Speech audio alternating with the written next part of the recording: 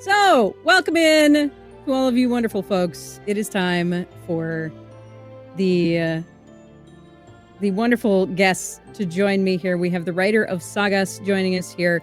If you don't already know, because I have been talking about this game for a while, please go check out this wonderful game. There's so much going on. They have a Kickstarter that is about to launch. You can find beta rules on Drive-Thru RPG or pay what you want. And I am joined by a lovely group of people. So let's pull them in. Hi, everybody. Hi, Churney. Hello. Hi, everybody. We'll try this again. We'll do it live. So welcome in. In the beginning, we have OKSDM here as our game master for the day. Hi. Welcome in. I'm Why don't you introduce OKSDM. yourself? Yeah, sure. I am OKSDM or Dennis. You can find me on all the socials at okayest__DM. I have been pouring my heart and soul into Sagas for almost a year now, and I am very excited to bring it to a new place for new people to see it. Right above me here, we have Charlie joining us as well as one of my guest players. Hello, everyone. My name is Charlie. My pronouns are they, them, and I am just about everywhere as the bearded baldy. That is the_bearded_baldy. And I am thrilled to be here. In the opposite corner, we have Jocelyn. Hi, my name's Jocelyn. I'm the proprietor of the Tipsy Tiger. Some folks call me Tipsy. I often will respond to hey, you. I use she, they pronouns, and I was introduced to the Sagas world when I applied for a casting call, having no idea what I was going to get into, and was honored to not only be part of the Oops All GM series, where I got to meet Dennis, but I also have become one of Sagas's community GMs. So I'm planning to host games like every other month. It's a great time. I love it. Thanks for having us, Churney. Glad to have you. In the lower corner, Ginger. Ernie, hi. I'm Churinger. Or Eric. Haven't really streamed in a long time. Been working on other business things, but Eric here from to corporate. Eric from State he Farm. sounds hideous. What do you wear? Khakis? Get out, Eric, but not really. Yeah, not really. Yeah, excited. Get invited back. I was on the 600 follower celebration.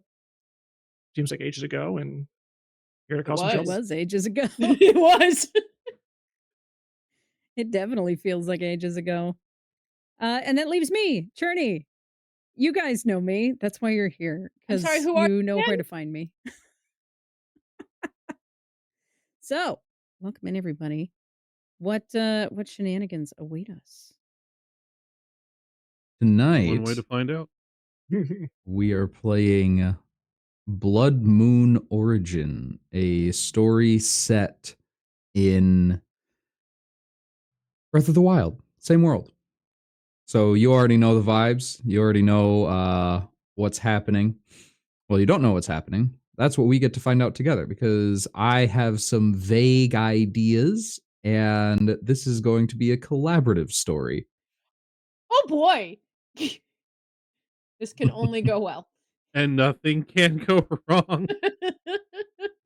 Oh no, it all went wrong. Let's fine. start our. This is fine. Let's is start fine. our story. So we'll pick up late morning. The sun is bright in the sky and shining, and we're looking down on a small farming village.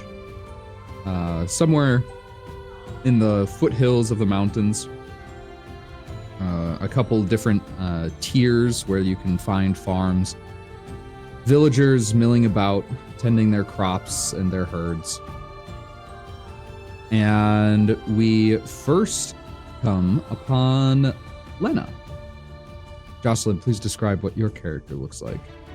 Hi, my name's Lena. I wasn't really expecting to be asked to talk about myself. I'm pretty average, I guess. I am lived in Hateno Village for all my life. I am about 25 years old. I have this long brown hair that is partially plaited into a braid, just to get it out of the way, and I wear a blue work outfit because I tend to the horses. That's what I do here on the family farm. I take care of all the horses, though I haven't quite mastered the art of the bigger horses yet because they kind of freak me out just a little because they're really graceful and beautiful and they go really fast. Am I talking too much again? I'm told that I talk way too much, that I'm a chatterbox. I'm sorry. I use she her pronouns, and yeah, it's a nice day today. I'm just glad to get out of the house for a little bit because mother was rambling again, and now I have like 5 little siblings and they're all very young and very loud. I was the sort of planned baby, and then they said, no, let's do it again about 10 years later. Hi. As Lena is going on this ramble to the camera, you notice something that you've never seen before inside Hateno Village. A person that is from a very distant land and who you might have heard tales about, at least about his lineage, Beglug. What do you look like as you wander into this village following your summons? Yeah. Hi, everybody. I'm Beglug. Goron.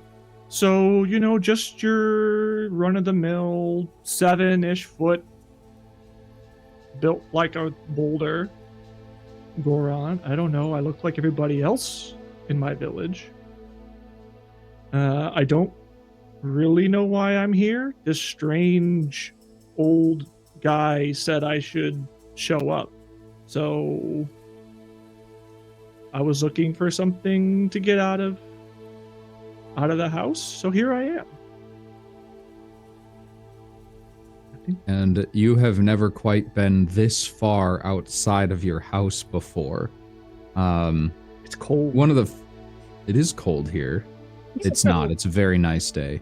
Well, it's still pretty cold because we live at the bottom of a mountain, so I'm actually kind of wearing like a lawn. I'm sorry. I'm sorry. You see Lena chatting to nobody in particular. The pony. I'm petting the pony and just going, no, Silverbolt, you might be the only one who understands me. So you're kind of like looking to where I see Lena looking, and then kind of back, very confused. Just petting the pony, having my monologue at the pony.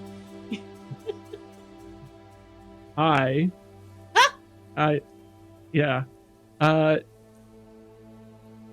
Are you the person that I'm supposed to be meeting here? I don't know. Did you have an order you needed to pick up? Did you get some hay or some apples? I could see if Papa's around. You're a Goron, right? I am. I'm not hungry though, so I don't need any apples. So do you know about the weird old man? What? Did he come to visit you? Dennis, did he come to visit me? Now that you think on it, you remember getting a note a few days ago, just like kind of slid under your door, apologizing for the intrusion that will happen in a few days' time, and that your services will be requested. And it was signed a Mr. E. Oldman. Oh, I thought that was Kendra playing a prank on me. Oh, it's real. Oh, that was a real note. I've never gotten a mystery note before. I've never been visited by a strange old man before either, but... Well, I didn't see the strange old man. I think he gave me the note that I was talking about. He said that people would be visiting, and I was selected for services, though I'm not really sure what that means. So that's what you're here for? Yeah, he said I should be here today, but that was all he said. Are you sure you picked the right crew? And you two hear this voice coming from quite nearby, and you see two figures. The first is a average height man with a chin strap beard and mustache, pointed ears of a Hylian, and a somewhat tasteful bowl cut with a swooping part down the middle. And he seems to be talking to the man next to him. And Cherney, please describe what your character looks like. My character is surprisingly tall to see amongst Hylians, though a similar sort of frame from what you can make out under the voluminous hood that he wears, a white beard protruding from the folds of the hood. He wears very simple clothes. He wears kind of a long tunic that goes down to the knees and a sort of all-weather hood over top. And he carries a sword at his side, though you're not sure if there's even a sword in that scabbard at this point. It seems very well worn and likely about as old as he is. He carries a simple pack on his back and seems to have taken a bit of a journey. Though the satchel that he has on his back seems surprisingly light for as well-traveled as he seems to be. Your travel companion, who you've known for a while now and has initially hired you for this, his name is Hino, and he looks between Beglug and Lena and asks, "Are you sure these are the ones that you wanted to recruit?" Oh yes, I'm sure. I feel like we should be insulted. Why do I feel like we should be insulted? No insults. I apologize for anything that I might have insinuated. Purely an accident, I assure you. But there were 3 people around here, I thought. Did you have 3 additionals? Yes. And it's at this point, Mora, you've been watching this entire exchange from a nearby bush. Of course! Of course you have! So at that point, you see emerging from this bush, kind of out of the shadows, a young man, and very quickly you can discern that he is of Sheikah descent. He has the characteristic white hair that is gathered up into a sort of bun that has a couple of sticks in to keep it in place, and the dark crimson red eyes. He's kind of small in stature. He looks like he is pretty young, maybe late teens, early 20s. He has on the typical attire that you see of the Sheikah, the white with the sort of grayish blue accents. Hands, forearms and hands with the wraps, and the feet wrapped in the sort of tabby style shoes. And sheathed at his side, towards the back, is the distinctive sort of curved blade that the Sheikah carry, the 8-fold blade. And he steps up and he says, "I believe that I'm the one that you're waiting on." Ah! Where did you come from? Not good. I was You arrived. watching. I was just right back there. Did you not see me? No, that's a bush. Were you in the bush? Yeah, I was in the bush. Why? Because it seemed Were the you best cold? place to be. No, it just seemed the best place to be to sit and watch and wait. I kind of like rub because Hey- Hylian pointed ears as well. Kind of rub the tip of my ear, just like, okay, I don't know what's happening, but cool. Hey, little friend. Hello, big friend. So are you? And I point at Mr. Yieldman. Are you the one who slid the letter under my door? Yes, that was me. I see you found it. Yeah. What is happening? Ah, yes, my apologies. And the man in the mustache and bowl cut takes a bow. My name is Hino, and I am a researcher of the Blood Moon cycle. You see, there are many legends, vast and beautiful stories about the Blood Moon, and I've been spending my entire life researching it. And something is about to happen that I cannot handle alone, and I need some help. So I asked my good friend, Mr. E. Oldman here, to find some people that might be able to help. I look at my pony. I look at the group. I look at the farm. I go, did you get the right address? Lena, right? Yeah. Then yes, I got the right address. I resist the urge to hide behind my Goron friend.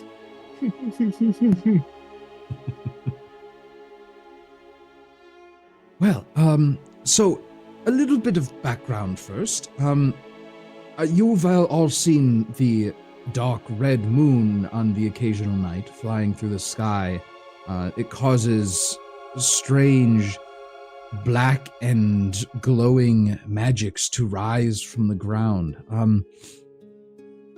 This ever since I was a child, this has intrigued me, and I've been doing much research, and it turns out that this is much more involved than I thought it would be. You know the story of the hero and the sword that sealed the darkness and such. Well, the last time that darkness was sealed, it wasn't sealed entirely. There's a little bit eking out, as you might have noticed from the creatures running around your farm, perhaps, or the wilds. Violent and unsavory things. Yeah, we always have to hide the animals in the barn on Red Moon nights.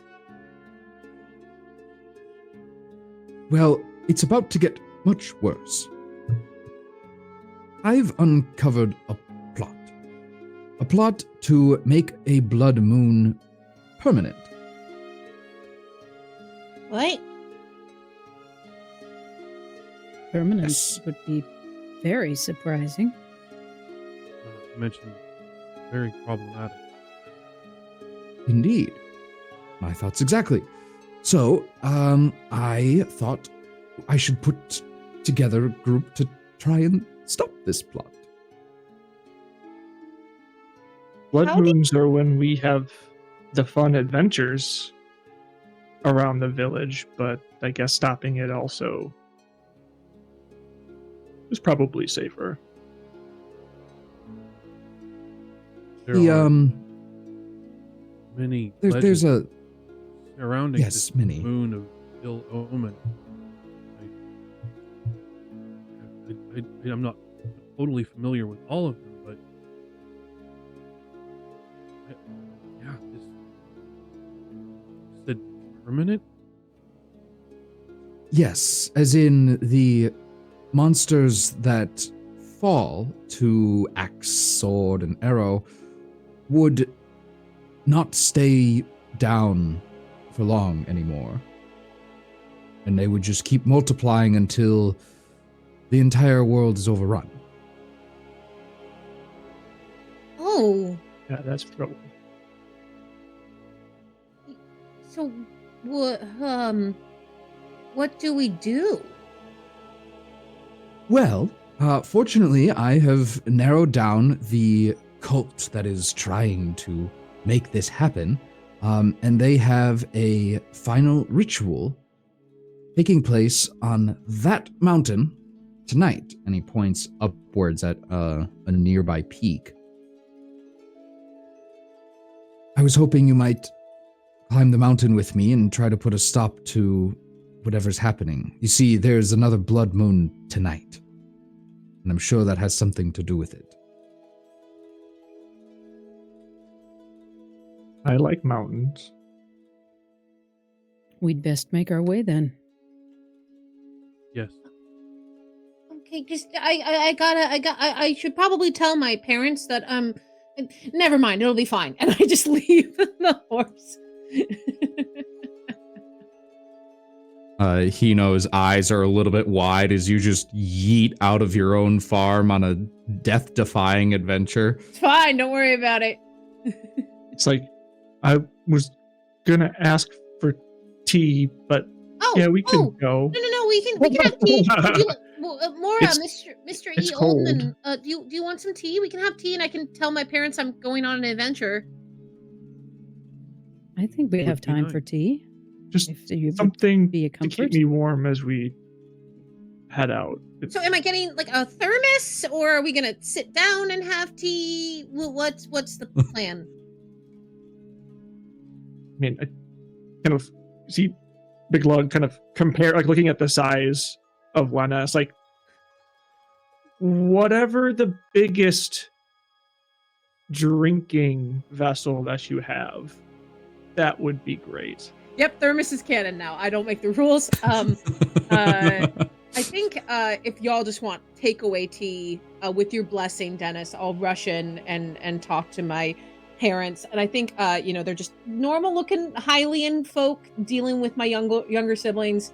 And I just go, "Hi mom, hi dad, I'm just gonna go on a quick trip. Don't worry about it." And I grab, like, I try to find like the bottles, like very much, even though Lon Lon Ranch is not in Breath of the Wild, but Lon Lon Ranch bottles that I start putting like tea in, and I find like the biggest jug I can find. So you have like 4 things of tea under my arm, and then giant jug as I'm just like, "Hi, I'm here." Or it's just like one-handed. And this is for everyone else. Oh God. This is wonderful. Thank you. This is actually quite nice. My mother taught me how to brew tea. It's really interesting if you think about the origin of the tea leaves. There are various places in Hyrule, and then I kind of just look at all of you and go, Yes, I'm sure it's fascinating. "Please cut her off whenever you can." So, fun fact behind the curtain: in Sagas, you take traits and you also take struggles, and one of Lena's struggles is Chatterbox. Bless her heart. I love her so much. Well, with tea under our arms, I think it's time we started our way. What do you Careful say? with the tea on your arm; it's very fragile. Oh, thank you. I think I'm gonna kind of walk up next to Mr. E. Oldman with that very much like, because I'm about 5 foot, and I'm just looking up at Mr. E. Oldman like, "I want to ask you questions, but you're very intimidating."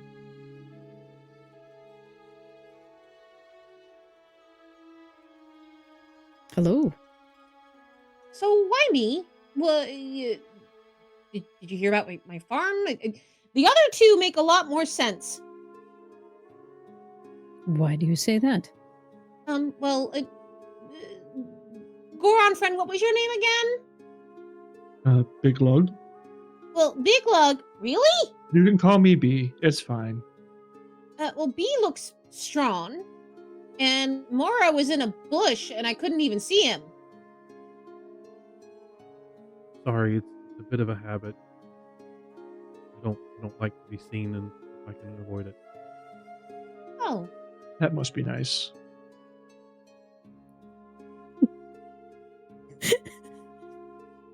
B, do you have a hard time hiding? genuinely asking this question.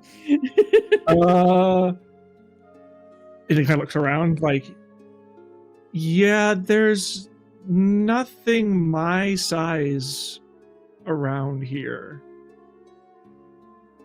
Oh, There aren't many Goron. So, yeah, I got a lot of attention on my way from the village. yeah, makes sense. You are Hopefully very the majority far of from it was Death good. Mountain. Very curious. As very few have seen folks like me around these parts.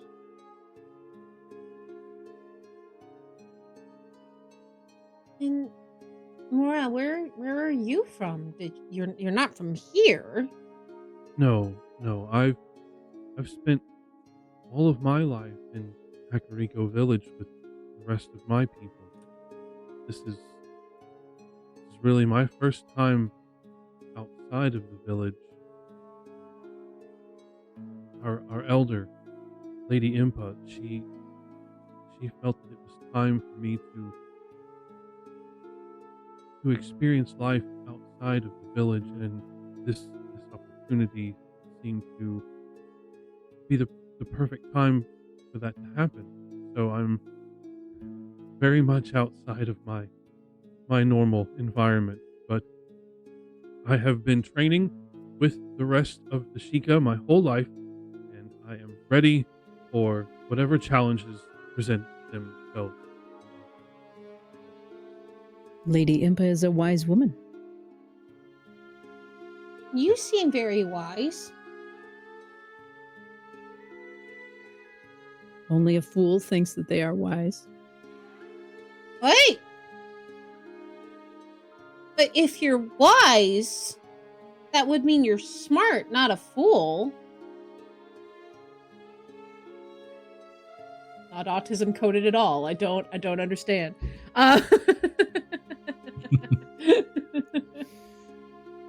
Well, before we get too far into who's wise and who's a fool, I think we should begin our climb. We only have until sunset. Most definitely. Eyes widen at the mountain before me. Just, uh-huh. And it's a mountain you grew up next to, so seeing it is totally normal. You've never gotten further than the base of it, though. Yeah, that's where the intimidation is coming from, for sure. It's like, it's different when it's like, the mountain is by my house. I've always seen the mountain, and now you're like, we're gonna climb the mountain. I'm like, we're gonna what? Excuse? But you're not used to going up mountains? No, we there's not really a need to. We don't really have anything that requires us to go up the mountain. I mean, I take care of the ponies, and the ponies, you know. But you know mountains. I spend most all of my life on mountains, so this is second nature. It's not my mountain, but should be pretty comfortable getting up there.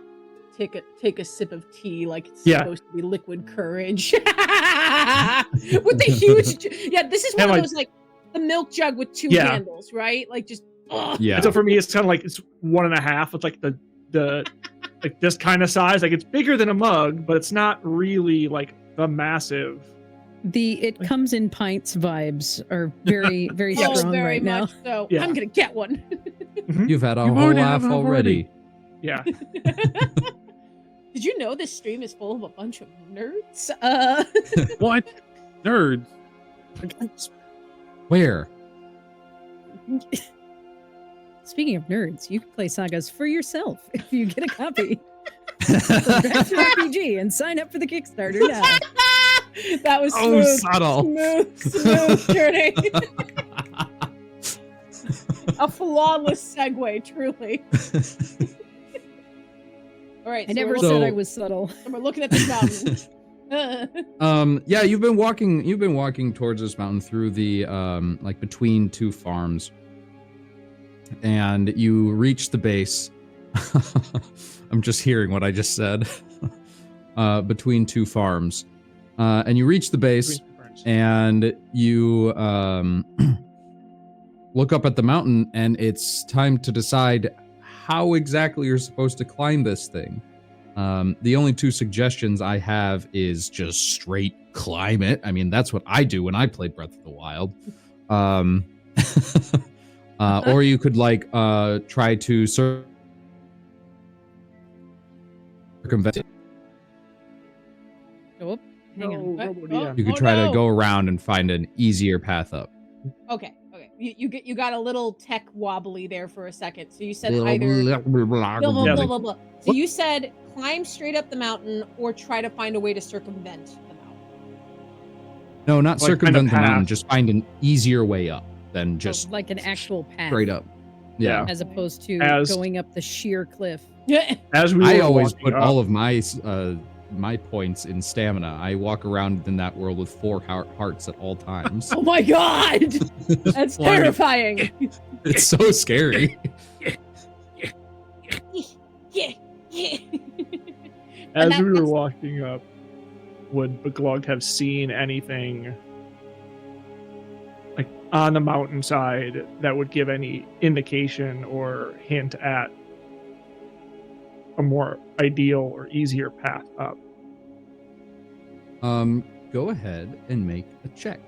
And how checks work in Sagas is you look at your character sheet and try to figure out if anything could possibly apply to this situation. Whether it's a struggle, a wound you might have, a talent that you've trained in. None of those would play. More just if there's anything from being a Goron that would aid in the check. You are a Goron, so you have you would have an easier time finding like easy paths up, or at least paths that would be easy for you. Yeah, relatively speaking. Right. So that'll affect the difficulty a little bit, but go ahead Okay. and roll me a d10 since nothing on your sheet applies. I would like to use a talent, please. What? I would like to use my talent Sidekick, which allows me to assist a specific individual. I'm going to use, so in Sagas we have effort. I chose to have 2 health and 4 effort for this exact reason. And at rank 3, I not only can help this individual by spending an effort, which means you roll 2 dice. We're actually adding a third. So you're going to roll 3 Fine. dice and take the lowest one. I rolled And- 3 times. Okay. And the way that I think I'm doing this is because I'm familiar with this particular mountain. I just go, okay, so if you're looking for a better path, you avoid the west side because that has a lot of craggy rocks in it. And I'm going to spend one of my effort to give that to you. All right. So you are a sidekick for Beglug only. Yes. I think is it per game that the sidekick thing happens? It says I can pick a It's for your different individual every character. time. Well, it says So you can take sidekick multiple times and pick a different Oh, character each all right. time you Yep, take I'm sidekick. B sidekick. Here we go. You just see this 5-foot-tall Hylian woman helping checks out the out. 7-foot Goron. I'm like, here, I can help. So I am your sidekick now. I like it.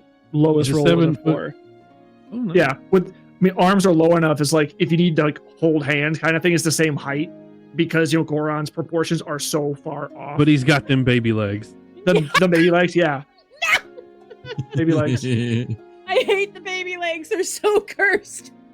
I like the idea that when you hold hands, his hands are too big and you can only just like grab one of his fingers. Oh, 100%. Just like It's like maybe a comfortable 2. height, but still like only a portion of like 1 or 2 fingers versus actually holding Mhm. hands.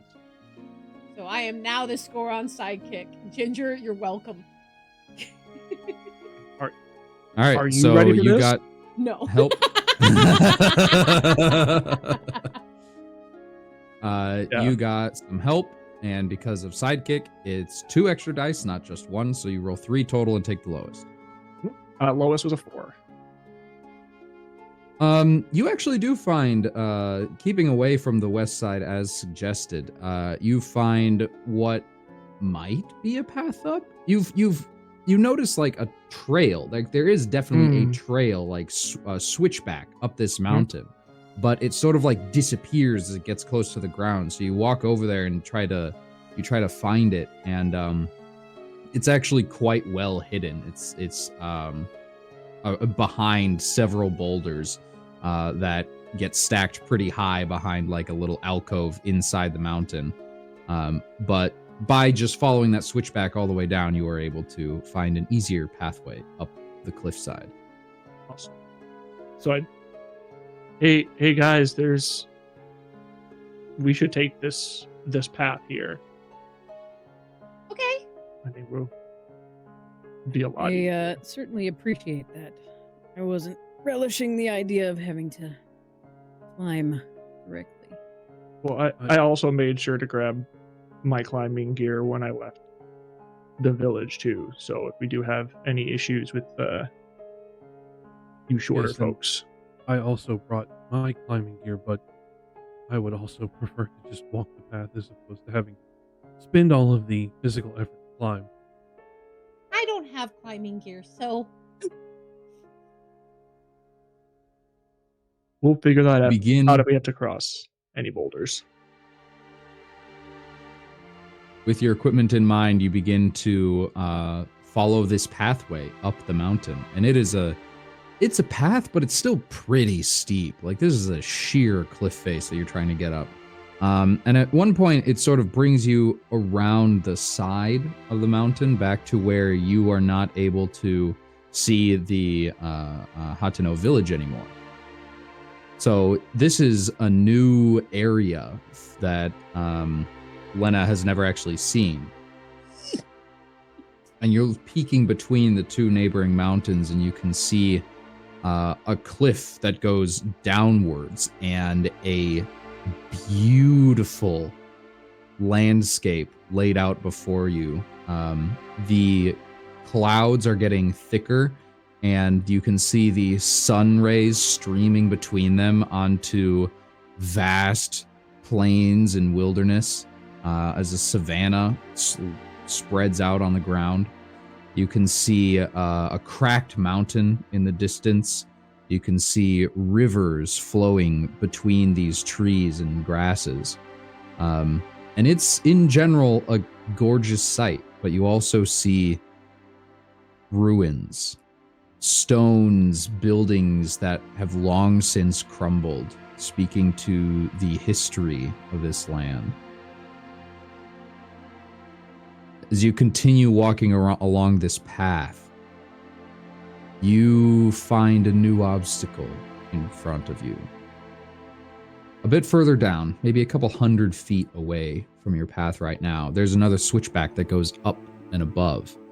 And on that switchback, you can see a couple of bokoblins sitting at the top, their legs dangling and kicking above the path that you're on right now. And right next to them, you can see a couple of large rocks poised right at the edge of that upper path. You have to pass underneath these if you're going to stay on this path.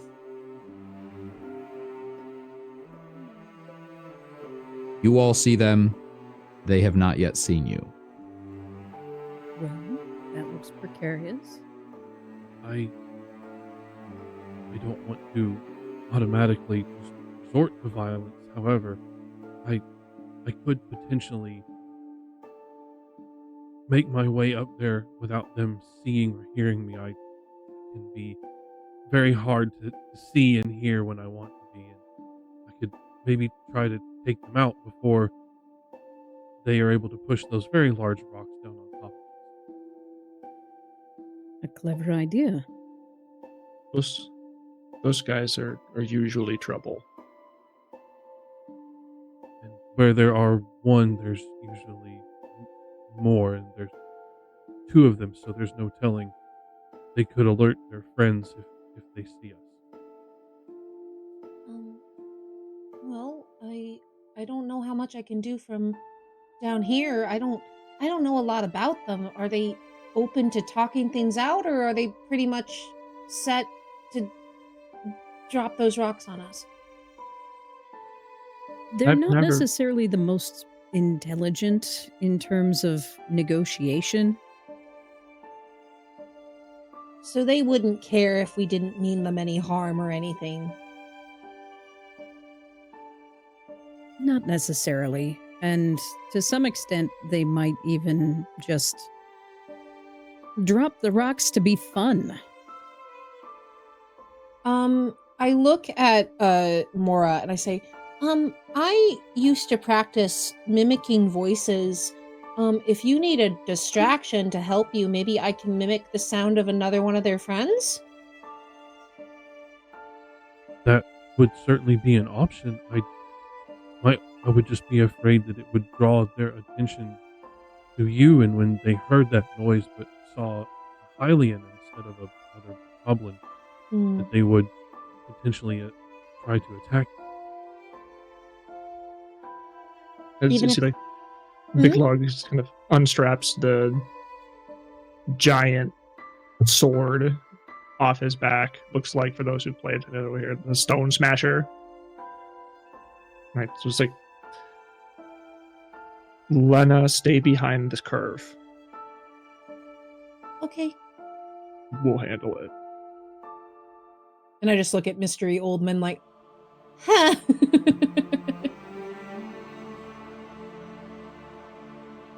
I think that makes sense for us to stay out of sight. Okay. Well, I'm certainly staying out of sight. Hino speaks up. I don't want You were here! to. Sorry, I've been here the whole time.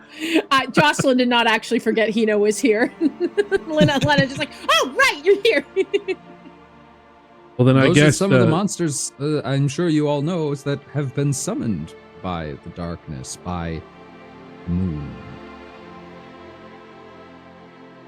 I suppose Mora will attempt to sneak up the path and to get to jump on these two using my soft-footed trait. Yay. Yay. Nice. None of your struggles would hold you back for this, would they? Do you? I took insomnia, sensitive sense for hearing, and shy. I don't think any of those would apply. Go ahead and roll that lower die, and let's see what you get. He's a 4. Nice. He's a 4.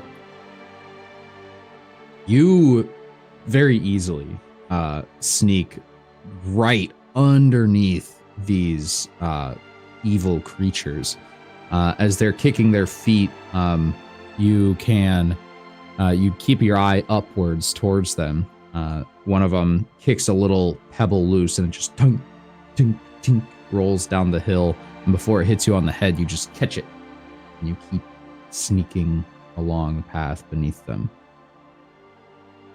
And you make it all the way to the curve at the end, where it doubles back and continues upwards back to the ledge that they're sitting on.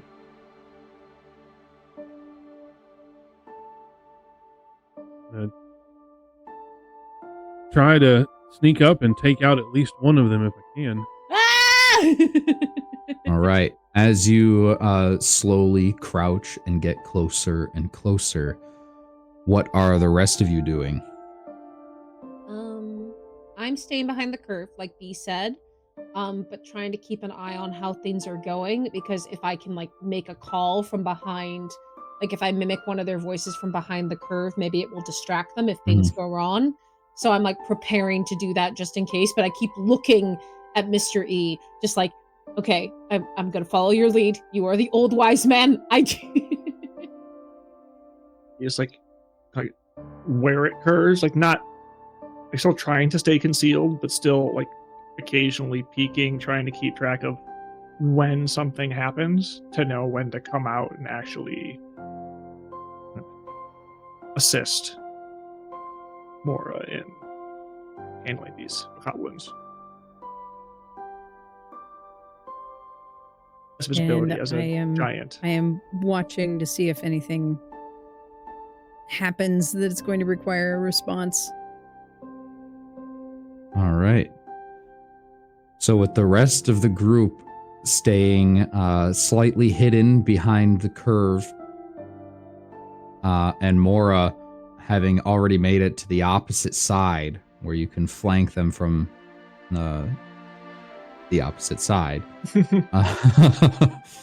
I'd like you to please make another check.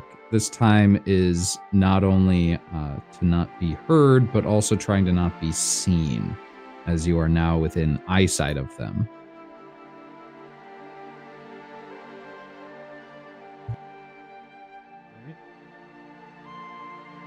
Oh no! Jumped out of the box. Game is Four ruined. dice Everyone don't go count. home. Yeah. Floor dice don't count. Sagas rule number Oh, one. it's not as good. It's a 6. Ooh. As you are sneaking along, you can see the bokoblins are just sort of making their typical language question mark noises. And you continue step after step, taking care not to step on any loose rocks, staying very close to the side of the wall, moving slowly. It was nothing of your fault. You were perfectly silent. There were just no hiding spots. One of the bokoblins decided to turn and stretch. Jumps up. You see an exclamation point appear above its head. Of course. Of course. And I need everybody to please make reaction checks. Here we go.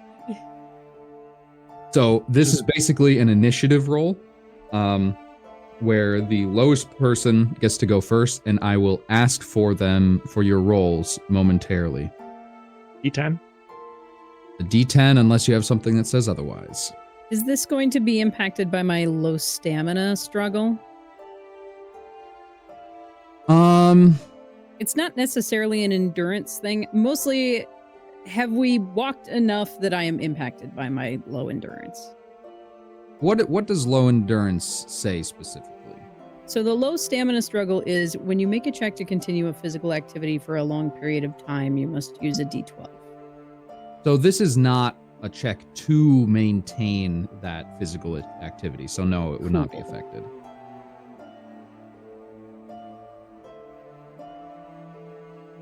All right. Anybody get a 1? 2. 3. Yay. All right.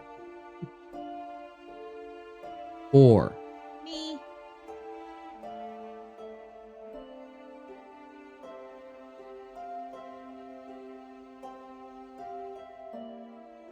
5. 6. 6. I also have a 6.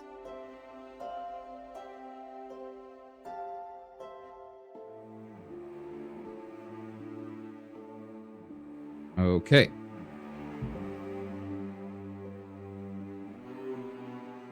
First up is you, Mora. You are currently about 2 zones away. There is a zone between you and them. Each zone is 15 to 20 feet wide.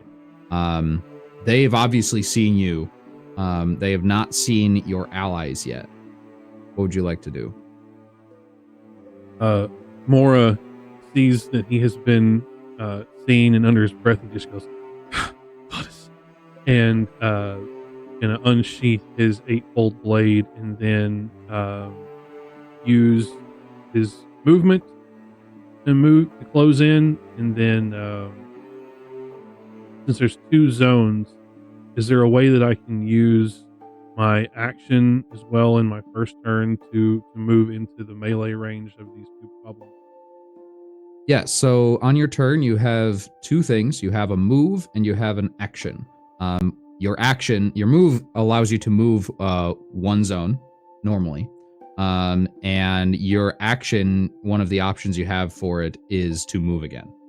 Okay. So I'll use both my movement and my action to move through those 2 zones to get into the melee range with these 2 bokoblins. All right. They see you just like dead sprint towards them, drawing your sword, and they scramble for their weapons. Naruto running. Lena, you're next. I'm gonna look at B and say, okay, so I could make a noise to attract them over here so Mora doesn't have to take care of them on their own, because that sounds like they found out. That could work. Great. I'm gonna use vocal mimicry, which is one of my traits.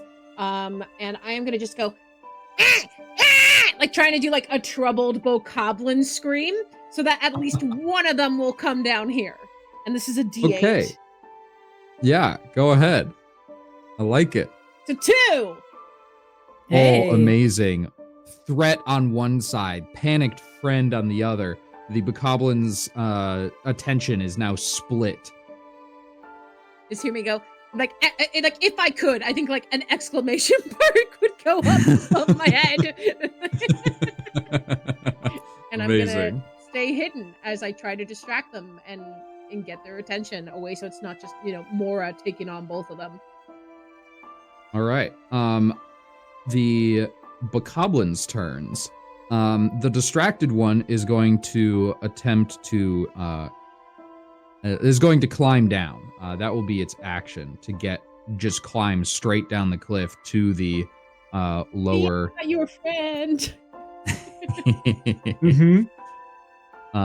That's its whole turn. The other one obviously is going to turn towards Mora with its club. It appears to be like a cow's skull on the top, and the bull horns still attached. It swings out towards you, and Mora, I would like you to make an avoid check, please. I am going to use my dodge melee ability, my dodge melee talent, to use a D8 on that roll. Yeah, you are. Very nice. And it's a 1. Perfect dodge. The swing you saw coming from a mile away just goes very wide, like a whole foot above your head as you duck down underneath it. That is their turn, and now it is Beglug and Oldman's turn. You want to go first? I can go first. How far is the bokoblin that climbed down from where we are around the bend? That is also 2 zones away, so there's a zone between you and it. Okay. So if I move one zone, would I be able to melee? No, you would still be too far away. Okay. So yeah, Melee so I'll come is around in the same zone. In the same zone. Okay. So I'll just turn the corner, sword in one hand over my head, baby legs just going frantic. Just big intimidating yell and just kind of hobbling on the baby legs as I sprint towards it. I'm imagining like a Mr. Krabs run. Oh my god. Yeah. Amazing. Yeah. I mean, it's the giant frame with the little legs and just kind of. Mm-hmm. So that's your move to get to that zone. What is your action? I'm in the You're zone. in an adjacent zone. Yeah. Okay. And that's called close range, right, Dennis? Correct. Yeah, so I think melee can melee hit from them? No, melee has to be in the same zone. Then I'll continue into the same zone. So just not stop. Just keep running basically right into its face. All right. You run straight towards it and get all up in its business. And it sort of looks up at you with a club by its side. Ah! Oh! Oldman. So this bokoblin seems to have run away from the combat on the upper level, or run Yes. towards the sound. It ran more towards the sound than away from the combat. Okay. We're gonna try and build things together here. And we came up a switchback. So down the switchback a bit, I want to create illusion of a distressed bokoblin that is like trying to summon help. And I have rank 3 in create illusion, so I can create something that will fit in a larger cube. I think. I know it will fit at rank 1, it'll fit into a 5-foot cube, and at rank 3 it will fool 2 of the 5 senses. Yeah. So it looks like a bokoblin and it smells like a bokoblin because we already have the bokoblin noises. Amazing.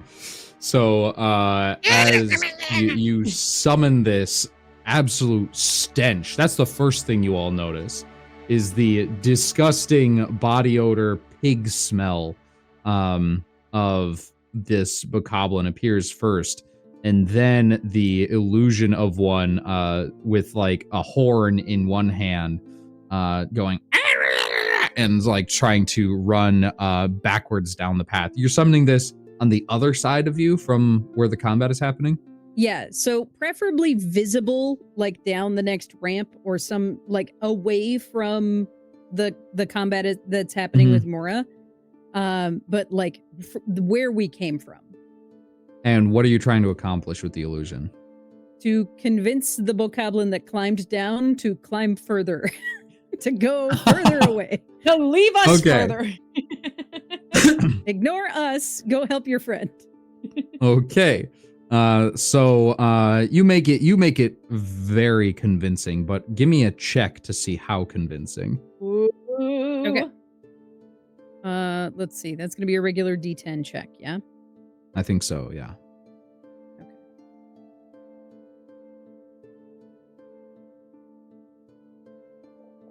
Come on, Oldman. Oldman. That's a 5. A 5. Reverse. It's sort of more dancing than running, and it is completely uninjured. It's just like you can't really tell if it's supposed to be panicked or just insane. Doing a jig on a path, like. I forgot to add in, realism and context. Oh, I forgot that part. That is a failed check, so if you are missing any effort, you do get 1 point back. Thank you. Clearly, I got to So fail as- a check. Yeah, that's how you get effort back, is by Yep. failing your checks. So that the illusion continues down the path, sort of.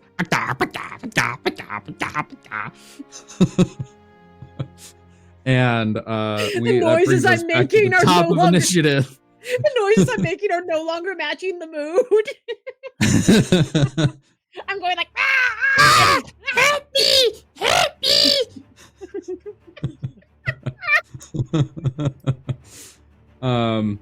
And Mora, that brings us to you at the top with the one remaining bokoblin that just took a swing and a miss towards your head. I feel like Mora hears the other commotion and looks down and just goes, "How did I walk right past the third one?" But he's going to take his 8-fold sword and he is going to try to give the bokoblin in front of him a nice little poke. All right, go for it. Kind of what you call murder now. Friendly poke. That's a 6. He is stuck And in a this combat. 6. I don't know. Bokoblins are pretty easy to hit. I'm trying to find exactly how easy. What? What's its defense? What's its defense? Its defense is 6, and ties go to the player. So it hits. Hey! You take a slash towards it, and a wound opens. You see its health bar go down slightly. I love that in this world, the little mechanics are coming up. It makes me so happy, Dennis. Do you want to move, or you want to stay right there, Mora? I'm gonna stay right there, and it's Okay. Next up is Lena. What are you doing? I think what I'm gonna do is I'm gonna grab the one weapon that I have that I took with me, which is my pitchfork. And I'm gonna look at B, and I'm basically what I'm gonna do is I'm gonna use my movement to get close to B. And essentially I'm gonna hold off in case B needs help, because I am not a combat. I am not. And so, but I'm there, and like, you know, as sidekick, I'm like, you got this, B! Like, just preparing to help should I need it. And actually, yeah, depending on what B does, we might have our first combo, which I only have to spend 1 effort on. Hit, sidekick. Just I'm stay excited. safe. No save. So what combo does is B, if you make an attack on the next turn, you will, and you hit, you'll get 1 additional damage. All right. That is Lena's turn. The Bokoblin at the top first, suffering from its wound, is going to take another swing at Mora. Please make another avoid check. that would be a 5. 5 is also a success. As the club goes wide, you take a half step back, and it like leans forward, but not far forward enough. The second Bokoblin is going to take a swing towards Beglug. I'd like you to make an avoid check as well, please. 10. 4. Also a success. These things aren't hitting nothing. I mean, I am the broadside of a barn. Well, I use and it can't hit that. It probably does actually make contact, but your skin is so thick that you barely feel it. It's like someone took It's a full- glancing blow. Yeah. like those wiffle ball bats. Punk. Boink. All right. Shrug. And Beglug, you're up. I am going to lift up the Stone Smasher 2 hands and just come down on the Bokoblin. Go ahead and make And your because I attack. got the weapon training, I get to use a D8. Yeah. Nice. And that's a 7. That is When I do a combo, does it not help at all? Doesn't help. It's just if I Nope. hit or not. help and Can I- combo are 2 different things. Can I use an effort to help? Yes, you can. You can use an effort to help after the roll is made. Okay, great. So I'm using an effort. You can roll 2 more dice. I Just imagine. burning through Or- all of it. All of it. All of it. 4 dice. Means I can't summon a horse anymore unless I fail at something. The low is a 4. And a 4 is a hit. So, and this thing only has 2 health. So with that combo, that's 1 for the hit and 1 for the combo. Your sword comes down, and what exactly happens to the Bokoblin? If you think about how like the Stone Smashers are, like it's half sledgehammer, half sword.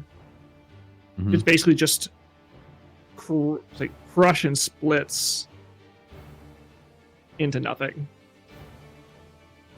You can see the path beneath has been cracked into like a spider web. There's just a dust and blood in the middle now.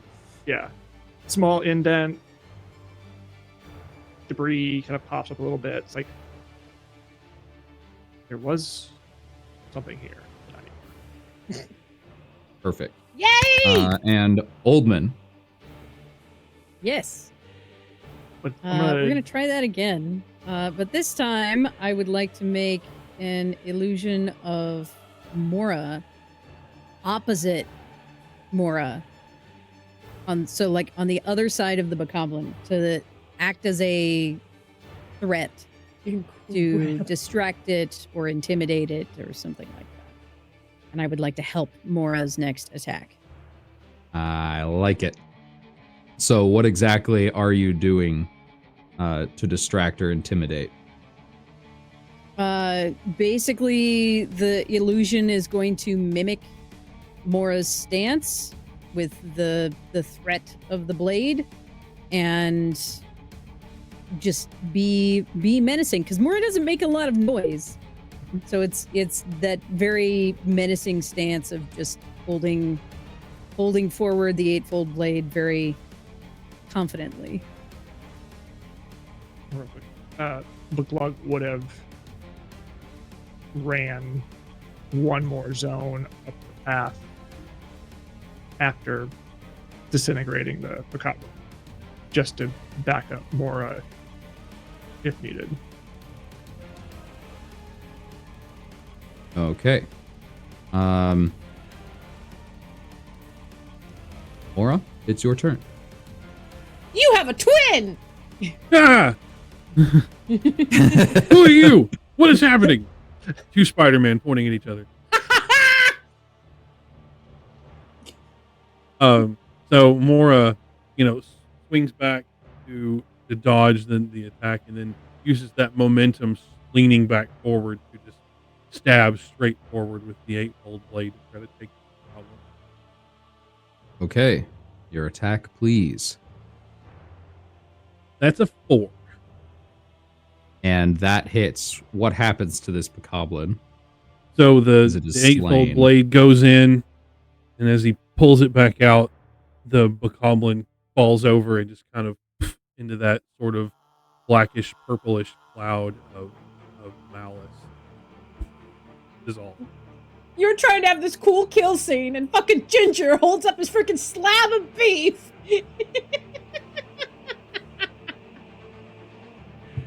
This is what I was told to do, all right? I'm just following instructions.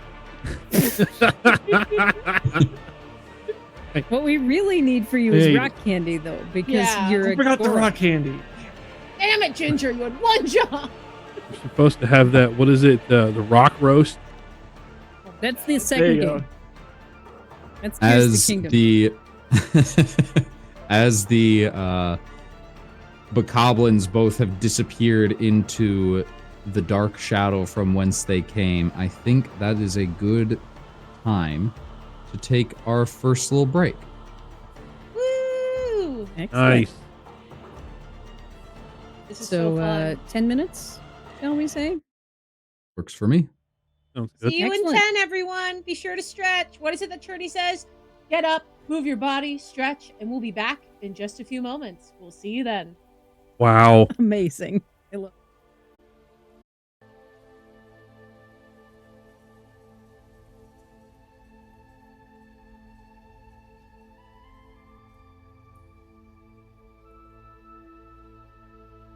Welcome back, everybody. I hope you had a good stretch break. We are back with our lovely group of players and, of course, our game master to continue on our adventures in Hyrule today.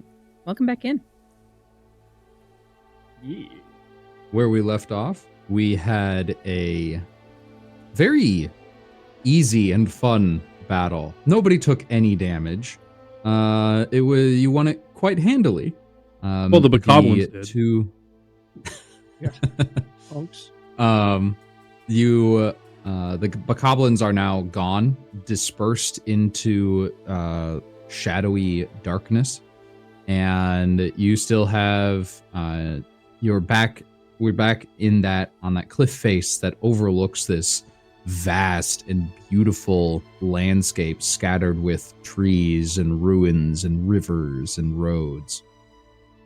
I think I look back at Mr. E. Oldman and just look at the illusions that have dissipated, look at him, and I'm going to try to see if I can, in my very limited knowledge, figure out how that happened without asking. which is my way of saying, can I roll a d12 to use naive? Yes. I'm not even fucking joking you. That's a 5. Wow. Well, the difficulty I set for that was like 3. So yes, that is a failure. You can't just know an ally's power without asking unless you had like experience with it prior. Yeah. And this is something that you've The definitely farmhand. never seen on the farm. I look at Mr. Eelman, just kind of like, you know that look of like someone studying you, thinking they can figure you out, and it's just, okay, how did you do that? How did I do what, Lena? Make the illusions. The illusions? Oh, you mean the reflection? The what? It's just a little bending of light. If the meme of the formula is in front of the lady's face, that is Lena right now. Math meme.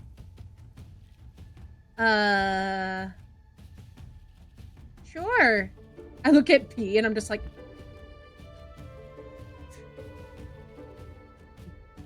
It's not really that difficult, but I wouldn't worry about it too much. that's what people say when they don't want to explain things to me.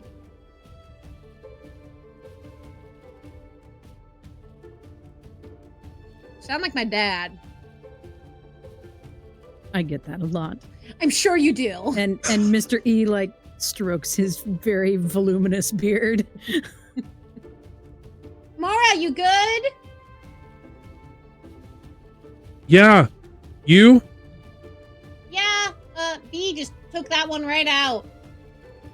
Oh, good job.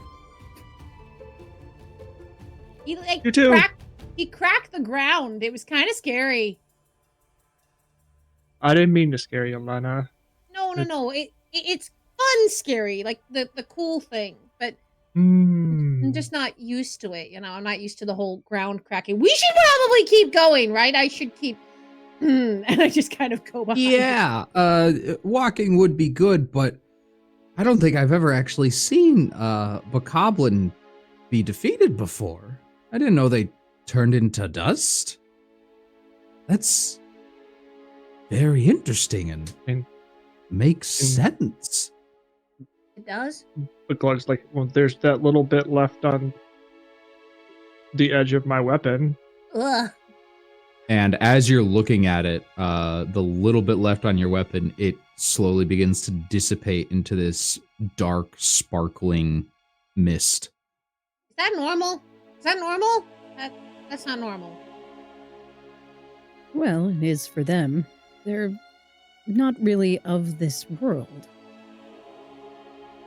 Where are they from? You just call them special. Where are they from then? If they're not from here? Well, my theory is that they're from the Blood Moon itself. Oh, Kind of.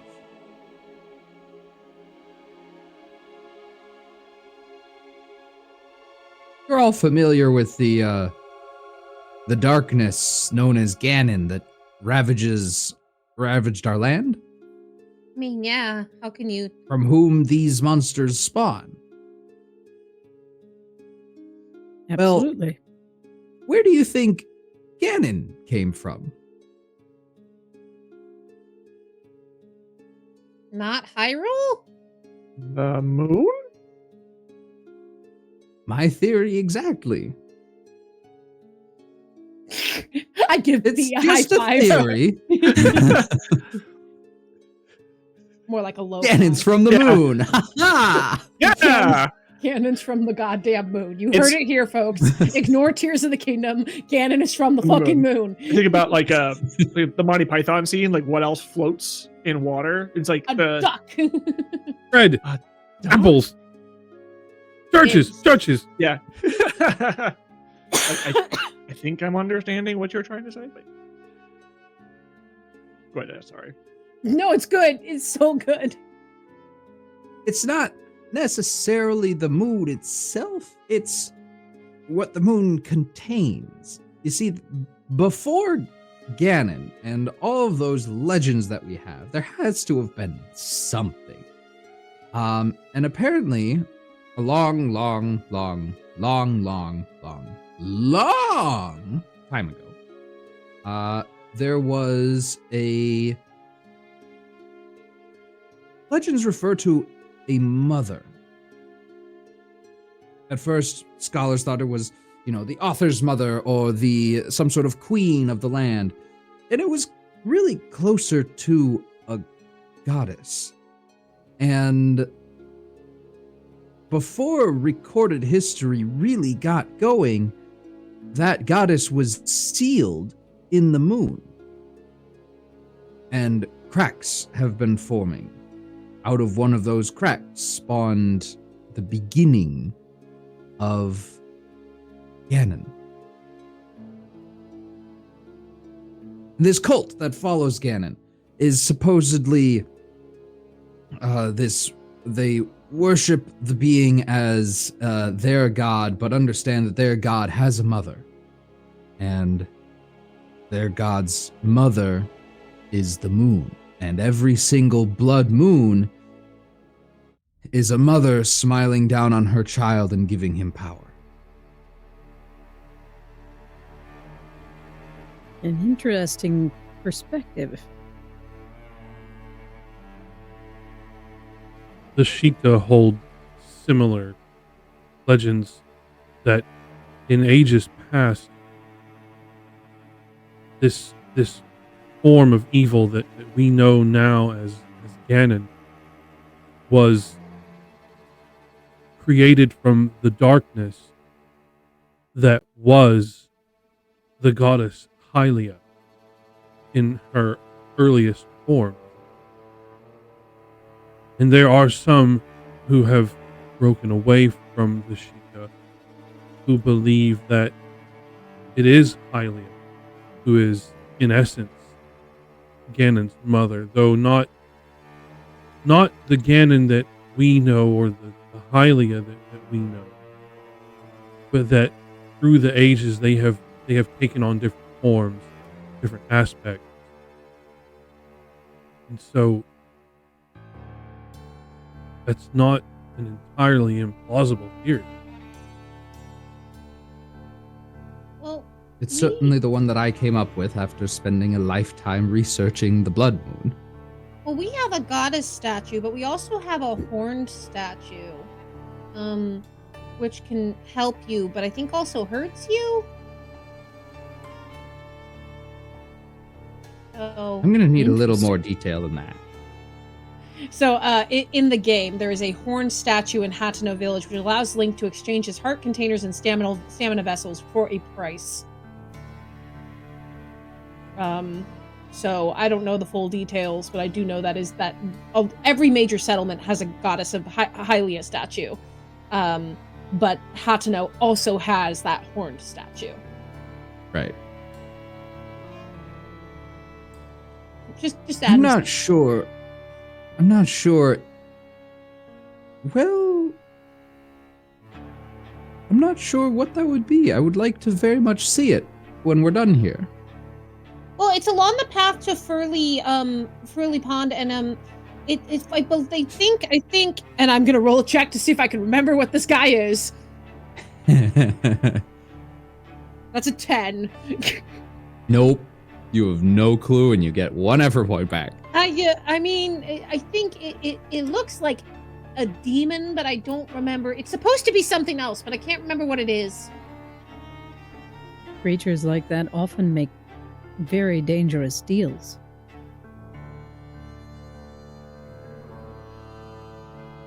Right. Probably worth staying away from. Well, I think we keep going, right? I think so. We've had quite a journey so far. No reason to stop now. Yeah, my head's starting to hurt thinking about how to get to the moon. So Do you want to go to the moon? no, I'm No. You're saying we that don't. things are from the moon, but it's really far away.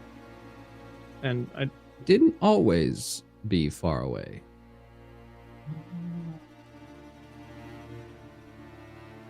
You mean that it was separated? that it was closer once, or part of. Oh. We think so. Royal we. I think so.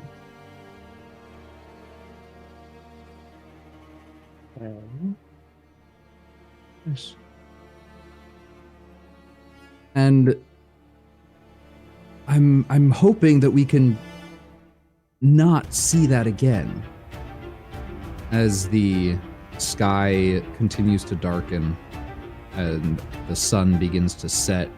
You finally are nearing the peak of this mountain, starting to get a little cold. And Hino continues. It is my hope that we can learn more about this threat, this coming doom, and stop it. Hopefully so. Do you happen to know what comprises this cult that we are likely to find at the summit? Oh, there's, as far as I know, there aren't very many members. There's one that I know of for sure. But I do know that this is a very important location. What sort of things are we expecting to find? More bokoblins? Possibly, depending on how the blood moon treats us this night. So those two possibly that you something defeated bigger? earlier are certainly coming back in a few hours or sooner. He's kind of slowly gets the sword back out, and more like the walking stick kind of thing, and then I'm like, nope, okay. I'm Got gonna it. More trouble. put a hand on B's back and kind of just go, I'll stay close in case you need help. Not too close. Don't want to hit you when I swing. Okay. I As feel the like sun finally finishes setting, the sky remains this deep orange as the moon rises on the opposite horizon.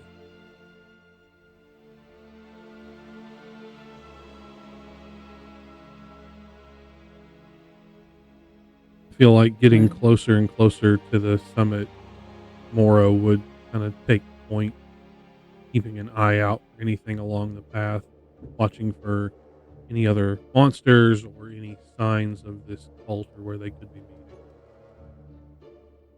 meeting. We try. As you all get closer and closer to the summit, Mora, you specifically, because you're watching out, I would like you to make a check to do so.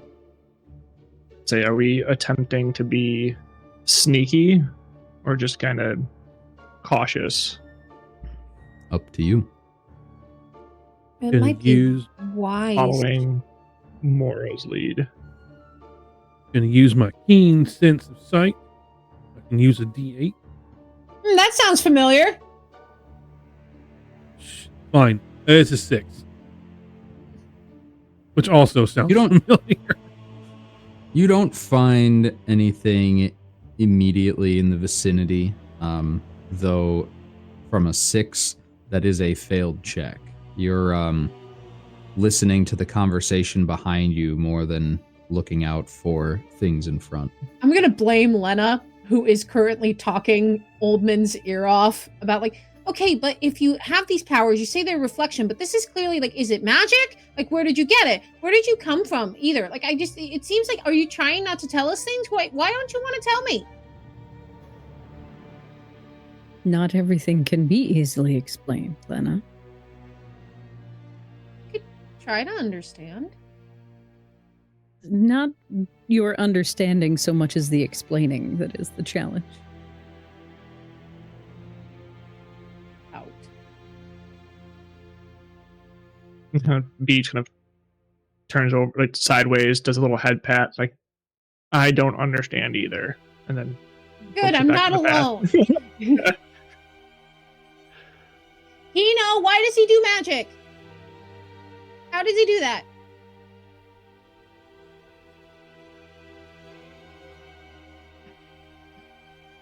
Well, I'm not from the moon, if you were concerned. Like how Hino's like,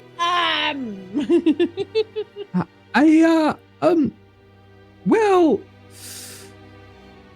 good question. Frickin' Mr. E. Ullman. Well, mystery. It sounds like we're being mostly cautious. We don't really know what's up there. We're not trying to be stealthy at this point. Right. Yeah. Okay. I'm very much trying to follow the lead of the rest of you. Like I'll do what I'm told is a good idea. Well, as they're with, I have both clumsy and moss to a flame. So if at any point, Mr. GM, we end up happening into those type of situations, Gonna go real great. to be real great. That'd be great. Mhm. Those D12s. They do Giant. need some love. Mm-hmm. Yep. Do The they, sky turns from this beautiful orange towards a darker maroon, getting a little bit more difficult to see. But as you reach the top of the mountain, you see this plateau laid out before you, the blood moon staring down onto its surface. There are grooves etched into the surface of this mountain. But you look left and you look right, and there are no hiding spots. And there are no people up here.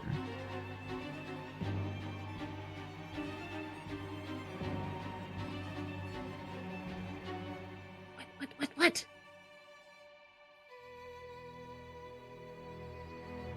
Has the blood moon fully risen yet, or is it still It's still sitting on the horizon. Okay. So See, either this is- they have yet to arrive, or they are going to appear when the moon rises. That's be my ready. thought. This is strange. I thought they would... We didn't see anyone climbing when we came here. We didn't see... What are these grooves? And Hino is going to take a finger and start, like, tracing these deep, like, V's in the ground. And they're clearly put here on purpose, like in a pattern or a drawing. Is it possible for me to also have a look at it, or... Yeah. Go ahead and make I a don't check know to that I try have to anything determine that's necessarily what going these to are, why they're here. hell. Yeah, I wasn't really looking around to see if people were climbing the mountain. I was more making sure that Lena didn't fall off the cliff. I love you, buddy. That's a 4? I would You not have can't fallen really off the cliff. tell. You can't really tell what these are, or like how old they are. Not with a 4, but you can. It is a success. You do see that they are a drawing. Hmm. Do they look... Does it look like a geoglyph of some kind? Like, what scale of drawing is it? How big is it? The scale of drawing is like this plateau you're on is about 50 feet across, and the drawing takes up all of it. Okay. Out of You know, character, at I'm this like, point is- ritual. And in character, I'm like, oh no. This looks like trouble. Hino is still tracing the lines, getting sort of towards the center of the mountain peak. Is there a hill or some sort of elevated platform I could possibly climb up onto to try to get a top-down look to see if I can make out what the picture is that this is supposed to be? Yeah, Me? there is like Climb on top of the glug. Come on! Come on! amazing. Uppies? I do have climbing gear. Ah! You need climbing gear. Picks to up scale Keaton. with. Ting, ting, ting. Oh, ow, ow, horrible. Oh, no. To the Like left. To the acupuncture, left. it's fine. Yeah. With a railway spike. Oh my God, can you imagine just me being like, oh, that released all my tension. Yeah. Well, oh, there. That was a spot right there. Horrifying. This turned into a horror game. Hyrule So yeah, you get on horrors. top of Beglug's shoulders. Go ahead and make a check to see if you can determine what this is a drawing of. I was hoping one of us would While do they're this. doing that, I'm getting a little suspicious of Hino at this point. It's a 7. I have no clue. No! Not high enough. Okay, but what if I get on your shoulders? Is Hino possibly We don't doing want you some to kind fall. of ritual, or is he investigating? Go ahead and make a check and see if you can tell. See, I was like, maybe I should help B, but I was like, no, I need my points. This whole time I've been like, I don't trust this Hino. Yeah. All of my dice go to dice jail. That's an 8. Oh! Oh, no. Lena sees no reason to distrust this very nice guy. No, it's not that you don't see a reason to distrust him. You are mistrustful of him. You just don't know if you should be. You still don't know whether he's like here to stop a ritual, here to start one. All you know is the hard evidence that you have with you. He brought you up to this mountain, and he claims that there is a cult that's coming here and needs to be stopped. Beglug's just simple. Doesn't even think about that stuff. In the meantime, I'm literally, as I see Mora on B's shoulders, like, okay, but if I climb up and sit on Mora's shoulders, maybe I'll be able to tell what the drawing is. Lena, you fall. Please? I mean, I'm not particularly strong or tall, so it's not going to give you that much more of an advantage than me already being up. We don't want you to hurt yourself falling off of our shoulders. Oh no. Do you want uppies? Yes, I want uppies.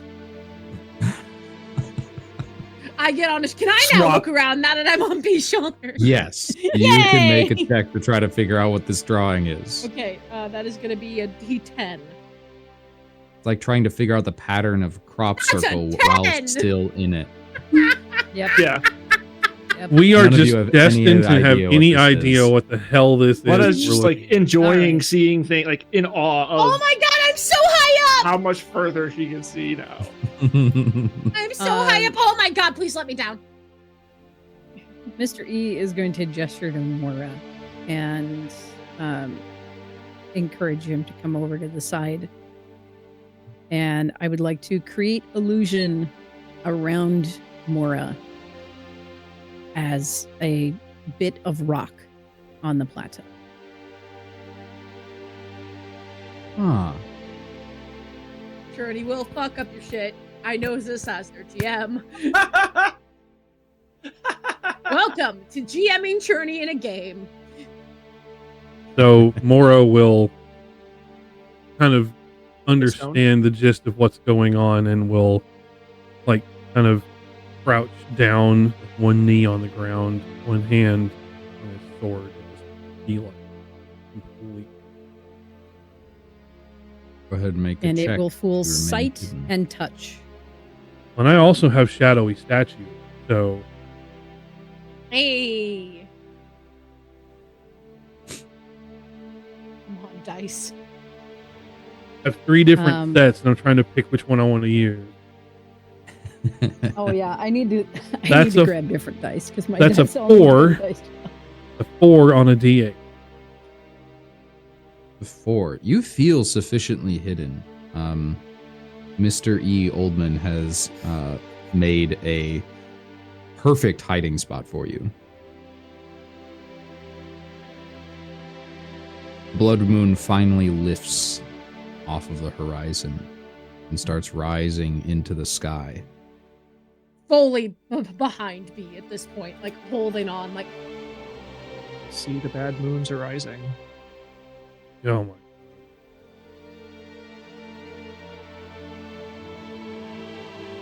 I think I just took 1d4 psychic damage. hang on, let me roll my psychic damage really Yes! quickly. That's 3 psychic damage for me. Thanks so much. Let me just. Welcome. Yeah, I just took 3 And- psychic damage. Amazing.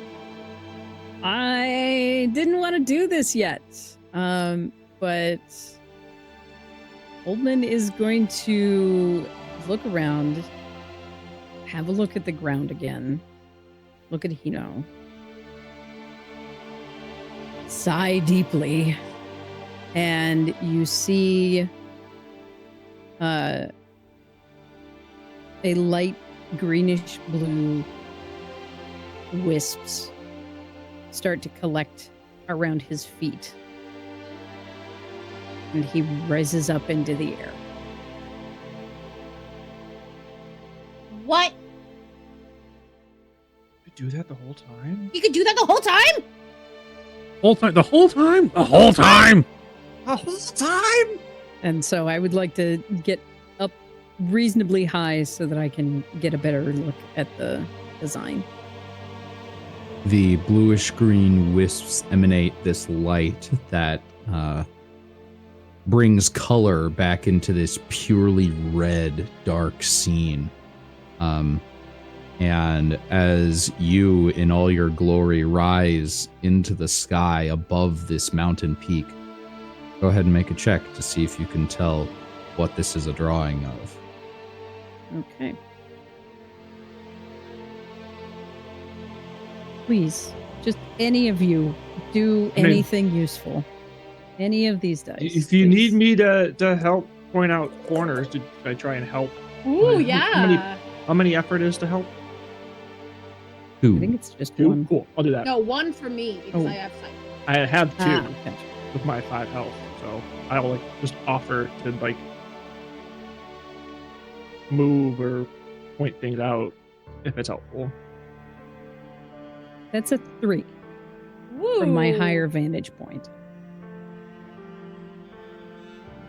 You're looking down and you can see your party sort of gathered along one side of this plateau. The tiny little rock that you've built, raising the mountain peak very slightly. And you look specifically at the drawing.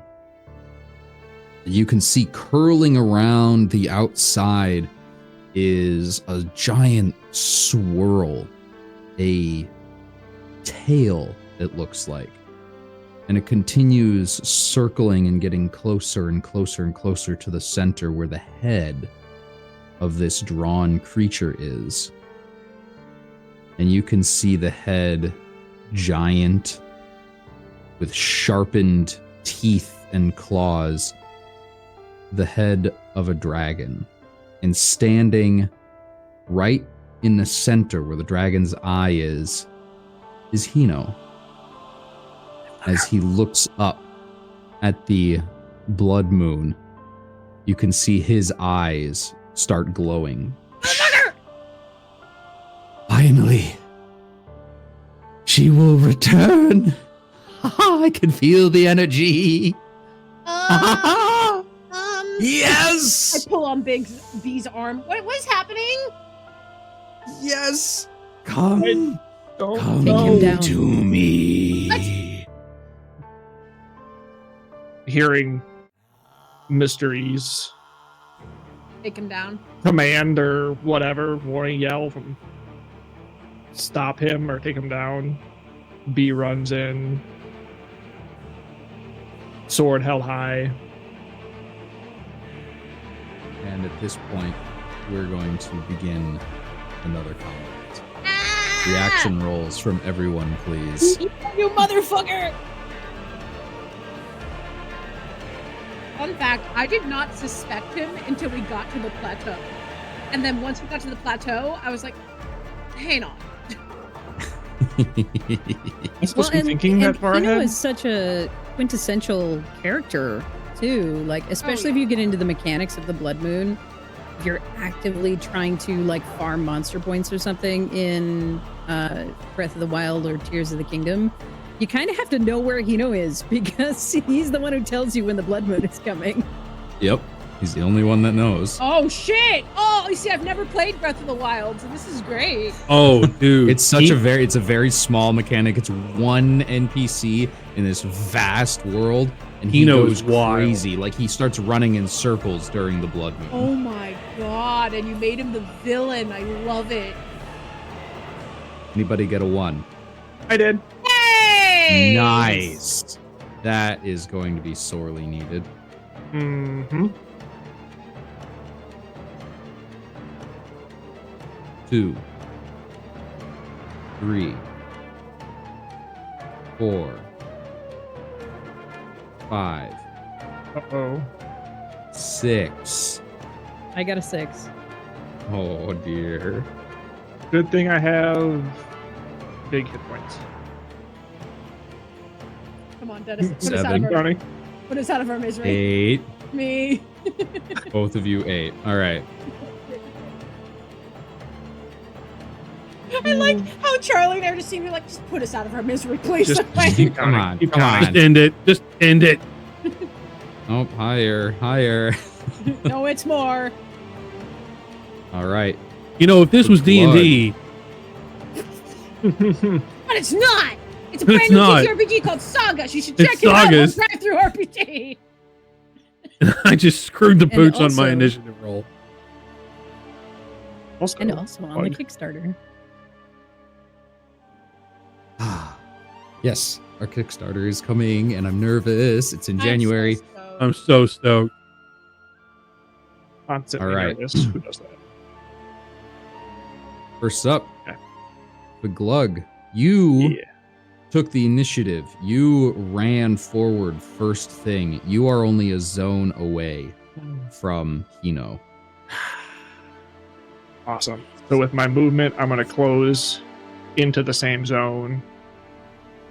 And then you see, again, 2 hands, almost like a baseball bat, going more kind of side to side to hit him out of the eye. That kind of motion versus where he is. Okay, go ahead and make an attack roll, please. 6. As you swing your rock-crushing sword as hard as you can towards this man that has tricked you towards the top of the mountain, how does the sidekick help? No, aim lower. And I give 1 effort to make you roll 2 more dice. All right. This is how I help. That's a 1. Yes! Oh, yeah. That is a crit. Yay! 1 damage for the attack, one for the hit, 1 for the crit. You deal 2 damage to Hino. The sword slams into him from the side, and he goes flying and slams into the ground, like 10 feet to the left. And he slowly gets to his feet in almost this beast-like position on all 4s. His eyes still glowing and a trickle of blood coming down from the side of his head. Thanks, Lena. You're welcome! like eyes still on. thanking her soon. What the fuck? It's the first time you hear Lena curse. As you can see Hino take this beast-like stance, he swells in size. He reaches out one hand and it becomes this black scaled claw and swipes out towards you, Glug. Please make an avoid check. Oh, yay. So glad you have health. Yep. Mm-hmm. 1. Perfect. You take your sword and like prop it up and the claws just all spark against it as it tries to push you out of the zone and away from this creature's body. That is its turn. Oldman, you're still in the sky. Yes, I am. We'll say you're directly above the combat. There is a zone between you.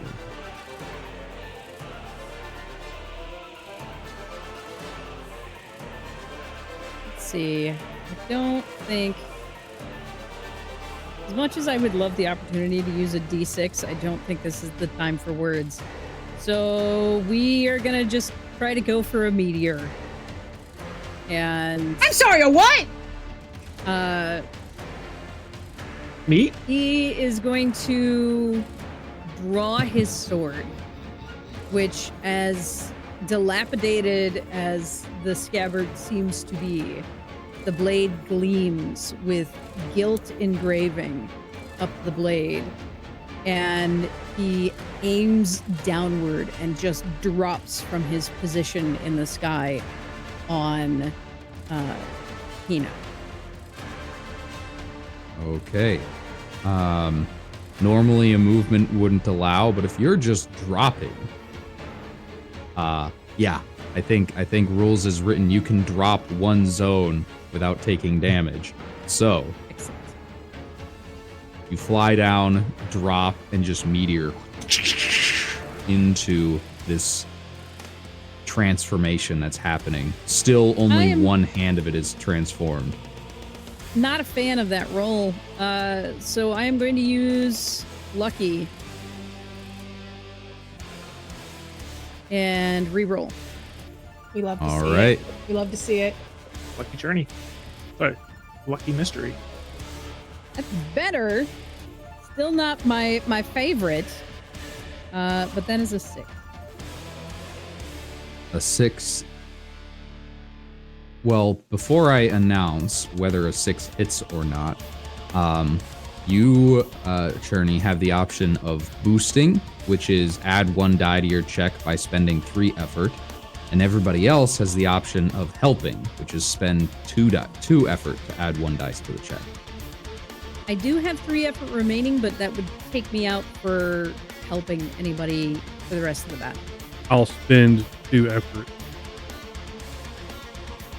Okay? And that adds a die? How are you helping?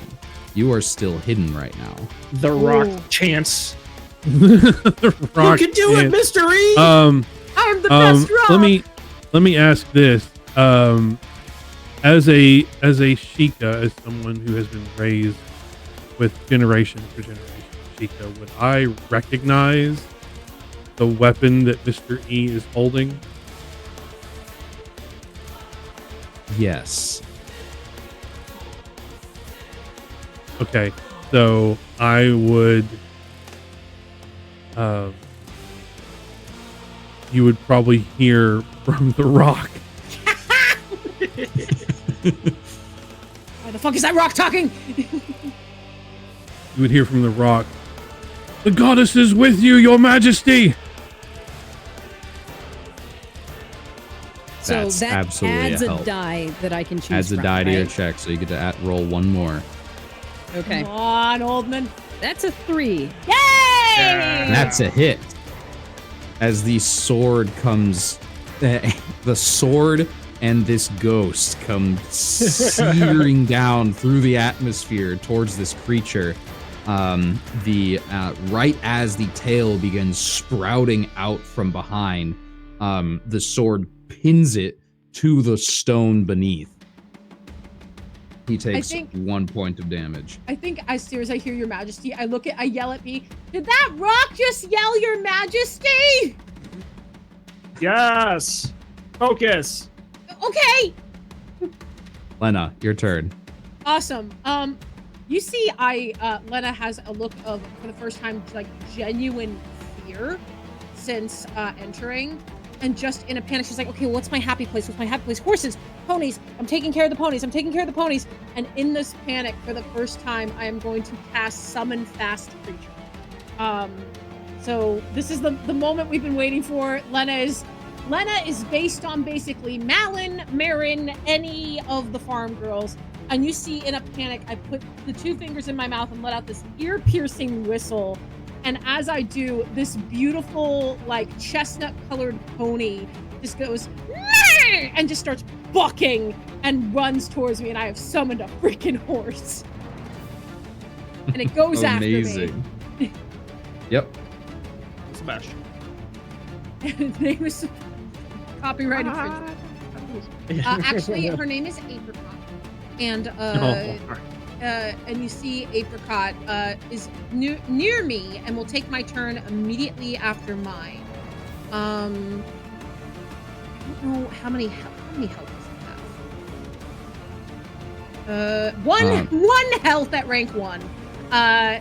Not the strongest, but it will go ahead and move. I think we're quite a ways away from Hino, right? You have a zone between you and him. Okay, so I'm pretty sure the horse can only attack in melee. Yeah. But instead of attacking, I am going to get on the horse. And I am going to have it move into, like, kind of diagonally from B, so that I close the distance just slightly, but not enough to get into melee. So I'm in close range with Hino, in case something happens. That's right, Hino. We have a mounted division.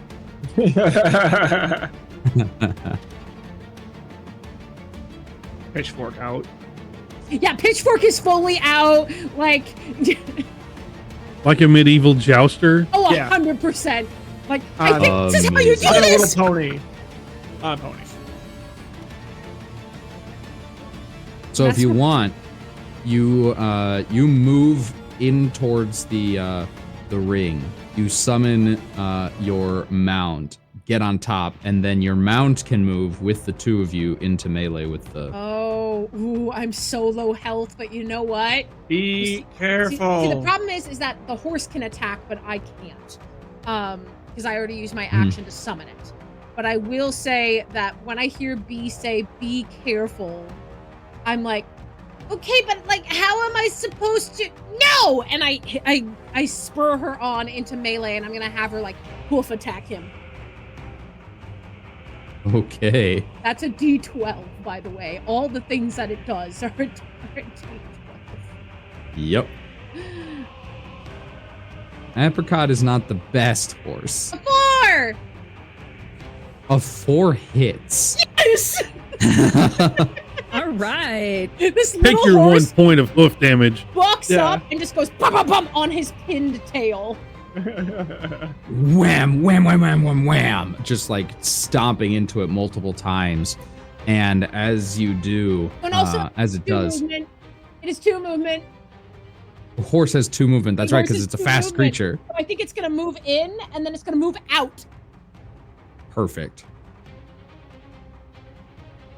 Moves in, moves back out, and the creature that was once Hino roars at the moon as the head transforms into this dark, scaled, draconic snout.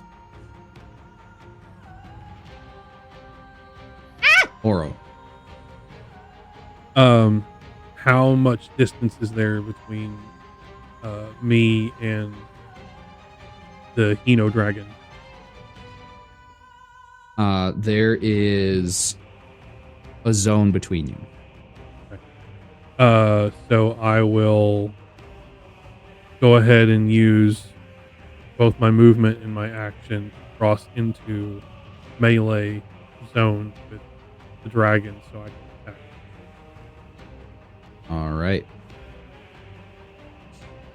You run, staying as low to the ground and coming in behind as much as you can, staying out of sight.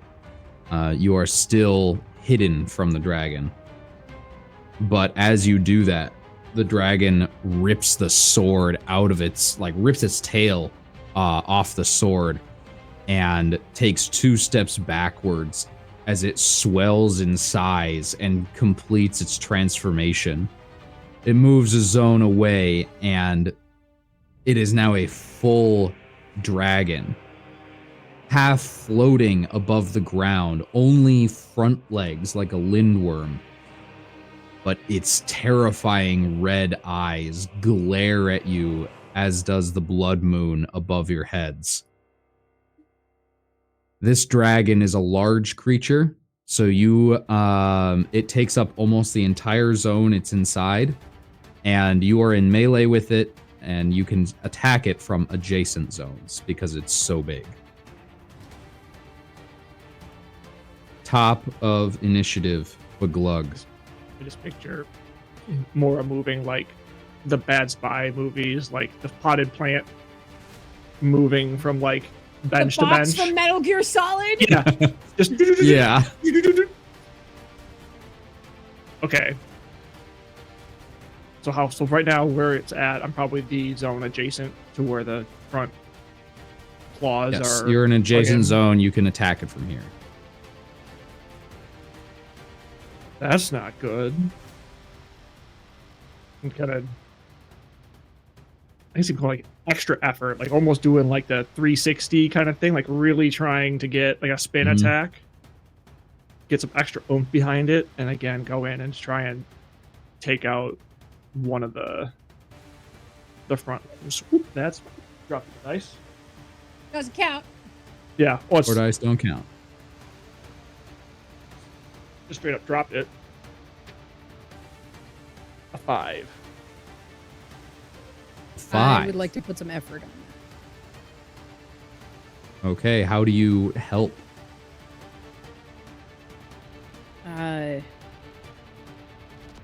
As Beglug is spinning with the sword held outreached.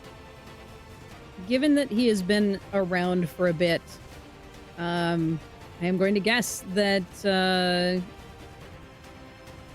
King Rome is intrigued by the flight of the dragons and is going to watch the dragon moving and say, "Wait for the claw to come down," because they kind of paddle through the air.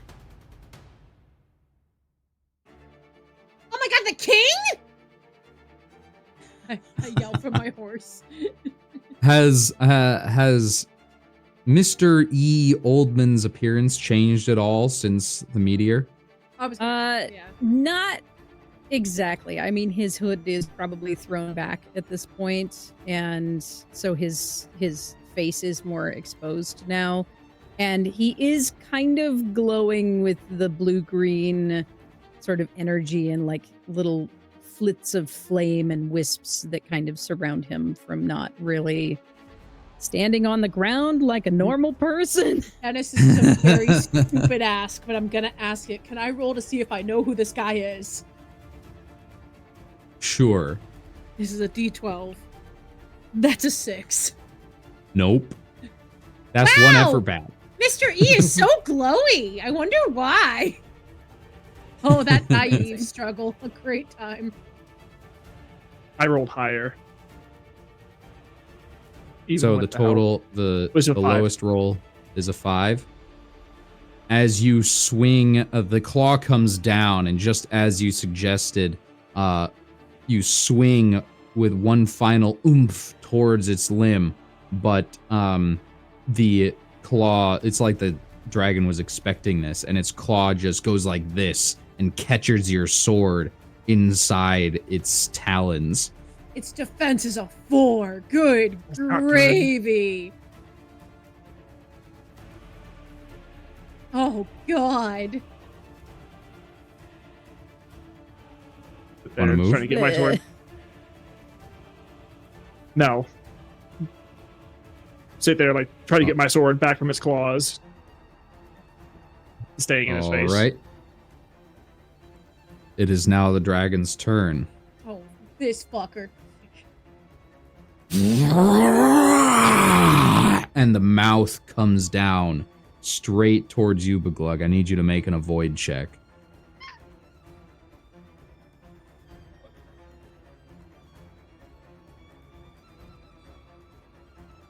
One. Heck yeah. The smoothness that you said that. Just one. What? You do exactly what it's not expecting. As its mouth comes down, it's ready for you to run in any direction, but you run underneath it. You take one roll, ripping the sword out of its talons, and its snout just collides with the stone. Oldman, you're up. Got him. I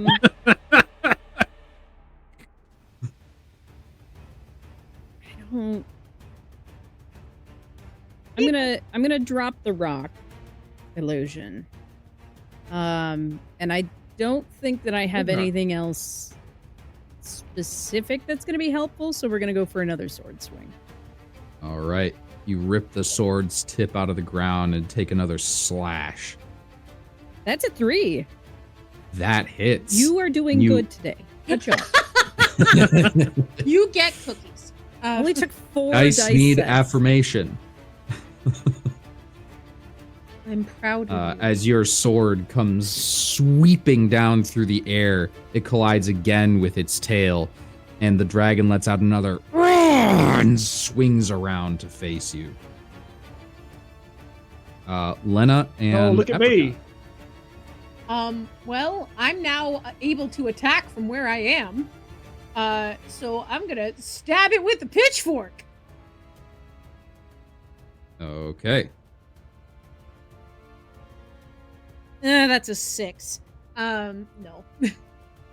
Ting, ting, ting, ting. Scales Oh. are too hard. And I'm gonna apricot. get that effort back though. Apricot is going to do them best.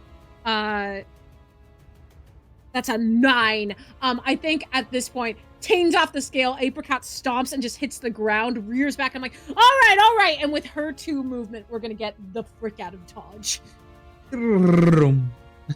Just Goodbye. like behind B. So I make like a loop. So I'm like, I want to be a zone behind B in case things go south. Okay. On a very failed Um, turn. Next up is Mora.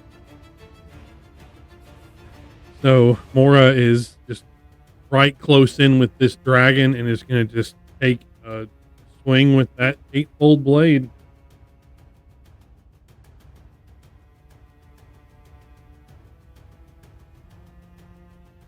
That's a 5.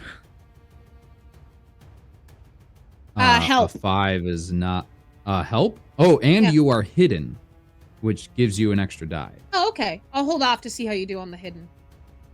And also, if Apricot fails, do I get an effort back? No. Aw. Nice Jocelyn try. trying to game the system. Well, it's still a 5. No, help! 2 effort. All right. And I just go, wait, no, under, get the belly. I think the belly's soft. Most animals have soft bellies, right? I do. Sure do, buddy. The rock in the background. I do. So, do I, re-roll 2? Roll. You add one more No, die, just so you're Add one rolling- more? Okay. Because I'm Yep. not your sidekick. I'm B's sidekick. It's an 8. No! Oh. The sword just sparks again off of its scales. The dragon not even noticing that you're there. You are broken stealth though. It knows you're there. It's just not paying attention to you. At least I get an effort back. Yes, you do. And next up is Beglug.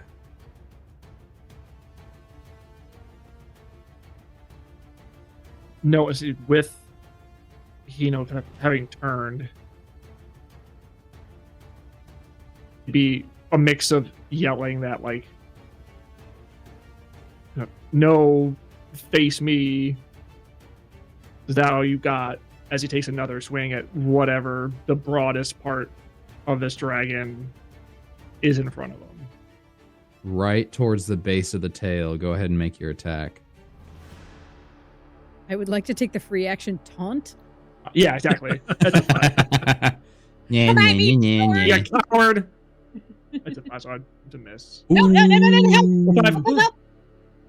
Help! No, again, you gotta aim lower! Sorry, I'm too tall. Story of my life. That's 2 more because of sidekick. 2. Hey. That is a hit. Finally, your sword, you actually take 2 swings. The first one careening and just like bouncing off of one of the hardest parts on its hide. And you hear Lena yelling, "No, underneath!" from beyond, and waving. You see her out of the corner of your eye. You switch the grip so the sword is backwards and just wham upwards as hard as you can. Use the momentum of it, swap the grip, and come in on the underside. Mm-hmm. Like And you feel something inside give way beneath your giant sword. It takes that one point of feel, damage. buddy.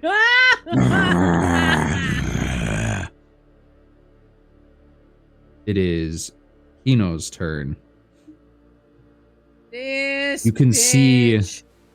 the glowing from his eyes now extends like in veins from his eyes and his face, quickly covering his whole body, giving this veins going through the scales themselves, glowing red with the moon above. And Hino is now a boss monster. What does that mean, Dennis? Extra attacks. No! Oh boy. First, the tail comes swinging out of nowhere straight towards you, Beglug, in retaliation. Go ahead and make an avoid check. And Oh, I'm out of effort. I meet shield. You meet shield. The tail slams into your side and just lifts you up and then slams you again, wham, into the ground, the stone cracking beneath you. You lose 3 health. Oh my god. Whoa. All right. I still have 2 left. And you gain 1 effort back because you failed the check. Oh my freaking god. Hey Dennis, what's it gonna be like bringing Sagas to MSV? Just a TPK. I mean, what better way to show off the system than Yeah. murder everyone? The dragon stares down the king of Hyrule. And a claw slices through the air down towards you. Churney, avoid check, please. Is this a magical attack or is it weapon? This is not a magical attack. Okay, good. Yay. Oh, Yay that's for right. me. That's a good thing for you. Uh-huh. Oh no. oh no. Mr. E! You Mr. were E! doing so well. You were doing so well. That's a double ought. Oh. So that's a 10. That's I a have 10. nothing. I have nothing.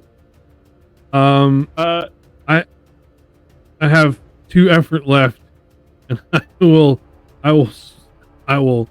spend them to give you another die, and I will yell Okay. out, "Your Majesty, look out!" Why does he So keep good. calling him Your Majesty? We'll figure that out later. No, Uh-oh. Churney, what did you get? Uh-oh.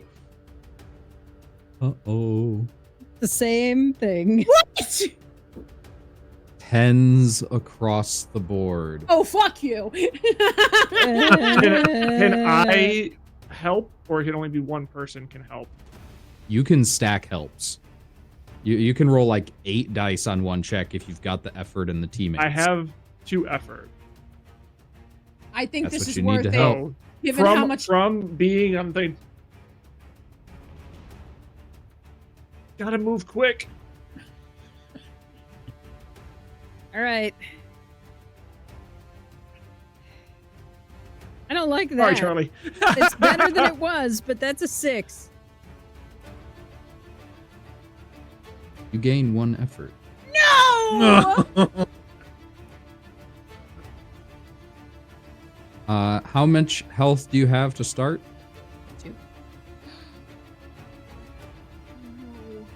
The claw comes down, and there's this explosion, this rumble in the rock beneath your feet.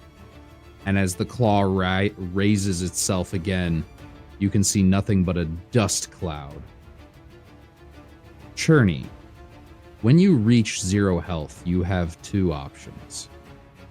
The first is to fall unconscious. You can survive as long as you don't take more hits, but you won't be able to do anything the rest of combat. Mm-hmm. The second option is Last Stand. You gain a huge power boost, but death is certain. I think we've got to go for Last Stand. No! King of Hyrule's Last Stand. So, the mechanics for Last Stand are no joke. They are on page 8. We got a stretch check. Stretch check and hydrate check, though I'm out of Ooh. water. Yes. Thank you, Magic Academy.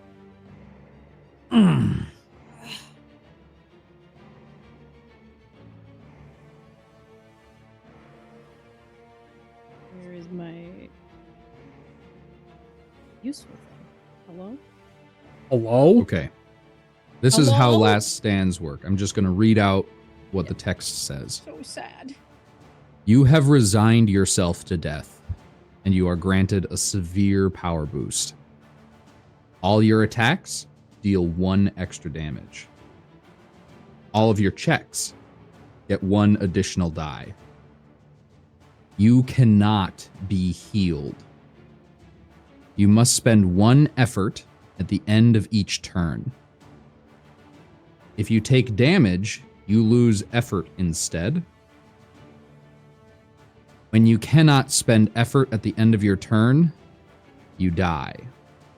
You cannot gain health or effort if you are dead. And there's one thing that I forgot to put in here because this is a playtest version. Failing checks does not grant you effort. Okay. The only way you can get effort at this point is the encourage action from other players. They take their action and give you any amount of their effort. Okay. Do come back with effort. Yeah, does I do have effort left on my character sheet. right, but do you get any more when you come back for Last Stand, or is it just what you were hit with? It's just what you had. If you were at 0 health and 0 effort, you'd gain 1 effort from failing the avoid check that hit you. So you would start your Last Stand with 1 health in that case. Oh God. Okay. Got it. But you have to, and you'd have to spend it at the end of your turn. Mm-hmm. I get 1 turn. It is you can do 1 turn at 0 effort. That is your last turn. Got it. Okay. Got it. I'm so sad. You're a This is monster, like Dennis. the perfect time for this, Yep. though. Like, It's a 1-shot. It's the King of Hyrule. Supposed to be Played dead very well. anyway. yep. Speaking of, Mystery Oldman, it's your turn. Let's get some torches in chat for the Right. king. Come on, let's Torches go. for the king. Torches for the king. Torches for the king. Okay, so The old man. we're The old gonna man. attack with the sword again. You get extra But die. I would like to position myself first. So, I would like to fly up and try to land near the head somewhere. if that is within range. Are you trying to land on the dragon or in front of it? I mean, let's go for the Ride him, cinematics. cowboy? Why not? I was gonna Let's try say, to- let's try to land. You're dying. Jump on the dragon. Yeah. Do like the death strike, like go to stuff, Yeah. you know. So like right in among the back of the mane, that's like that comes up near the back of the Mhm. skull and the jaw. Dark hair just all over as you swing straight down. Go ahead and make your attack. 1 extra die, 1 extra damage. Come on.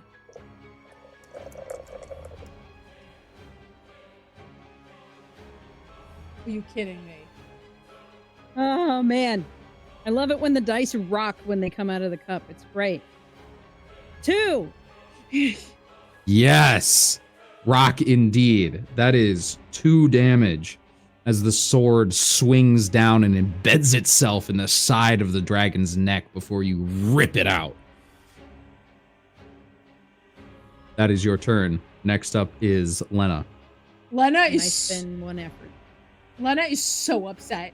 Like, just like, I don't know what's happening. I don't know why he's glowing. You keep calling him your majesty. I don't know what's going on. And I don't like you. And when I yell that, I'm going to run up using Apricot's 2 movement. And I am going to stab him with a freaking pitchfork. Come on, Lena. Ah! True peasant rage. It's a Nope, peasant that's ghost. a 9. That's a 9. No, Lena. Just as effective as peasant rage. Yeah. And then I'm going to have Apricot do a hoofy stomp. All right, go ahead. And that is a 3! Yes! Apricot lands the hooves right on the tail where an open wound already is, and the dragon. And then using my movement, I'm going to get the hell out of melee. Leave You Apricot just behind. leave your horse? No, can I not move with the horse if it's my movement? No, you're Carrier? on the Oh, horse. can The I horse use- carried you with its in- movement. You in can that dismount and get away. So hang on. So I can't like move it. Yep, I get it. Yep. All right, cool. I stay in melee. This is fine. This is fine. It's fine. Don't worry about it. And I just look up and I go, oh, Said be careful. well. You ever seen the show Norsemen, where they do a peasant like raid, but they don't put tips on their arrows? That's what I picture happen with Lena's like attempt to joust. Like you got to use the pointy end. What? Like Bonk, bonk, bonk, bonk, bonk. yeah, the wooden end. Like why isn't this working? Why isn't it working? Ow! Okay, Lena's not that stupid, but that is very funny. As the eyes of the dragon, corruption spreading from them across its face, stare down at Lena. It's your turn, Mora. Mora is furiously frustrated and is going to take another attack with the sword. Okay. I forgot that freaking big lug is at 1 hit point F2. at 2, and I 4. yes. That is a hit. What does it look like as your sword pierces the dragon's hide?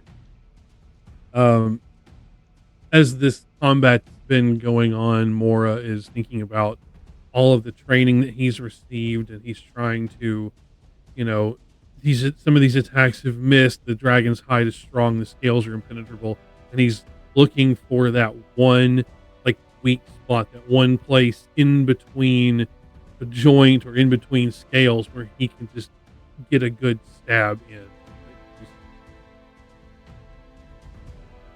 Dennis, And I'm you so find sorry. it. Quick question. Healing device. It says it only heals a wound. Can it heal like hit points? How exactly does it work? I believe I changed that in a more recent version. It's originally only heals a wound. But I'm looking up whether I changed that on the current version, because I will allow it to heal if that was changed. Yeah, because that was the only thing I was holding off on using that device because I thought it only healed a wound. But if it heals like points, like I know what Lena's doing next turn, as long as B doesn't die in between then. Yeah, 0.7 says a wound. That's just the next great adventure. No. I No. watched it recently. Sorry. A healing device removes a wound entirely. It does not regenerate health. Oh god. Is there any item that regenerates? We can talk about that later. All right. Not any items. There are ways to do it with talents though. Heck. All right. Never mind. All right. That was your turn, Mora. Dealing 1 more damage. But Glug lying right underneath it, having rolled out of its way. He's fine. How is the dragon positioned? Like, assuming above me in some way. Right now, the dragon is actually 1 zone above everything. But that's still within reach for all of you because its melee is everything adjacent to it.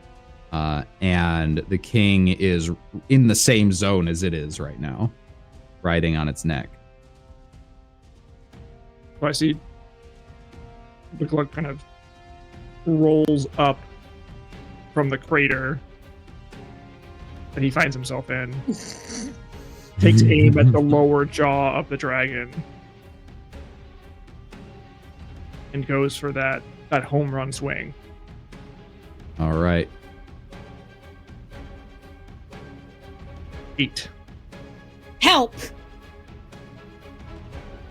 Sidekick! 2 more dice. B, I swear, I keep telling you! 3. Higher! This time I was higher! Yeah. Nice. Oh, right, higher! Damn! You feel the wind resistance as your sword swings so hard, and it just knocks the jaw, like, dislocates it, and you can see teeth go flying across the top of this mountain. Oh my god, that's a lot of teeth. Did you know dragon And had it so many almost teeth? it almost stumbles mid-air as it tries to get its consciousness back. You rock, Lena. No, you rock. I is rock. Right. I would like to fuse one to my shield. Like to put them on each tip of my pitchfork? The dragon rears back and brings 1 claw down towards Lena. I'm so fucked if this hits, guys. Lena, no! Go ahead and make an avoid check for Apricot. Okay, avoid is a 10 on rank 3. Does the fast creature have an impact on that? Yes, that's what's happening right now. Is that Apricot is avoiding and not me. Apricot has an avoid of a D10. Nice. That is a Depending 1! on what kind of... Yes! Oh, perfect. Apricot, like, jumps, all 4 legs spring out of the way to the side. Good girl! Goat pony over here. And the dragon moves into your zone and curls around. And you can see its mouth open way above you. You can see the king riding on the back of its neck, hanging on for dear life as the sword still swings, trying to chop it into pieces. But the corruption, the red veins inside its scales pulse. Again. And this aura of red just washes over all of you. The dragon, mechanically, is a large death dragon, and it is using its death aura ability. Once per combat, as an action, all living creatures in melee of the Death Dragon, which is all of you right now, lose 1 health.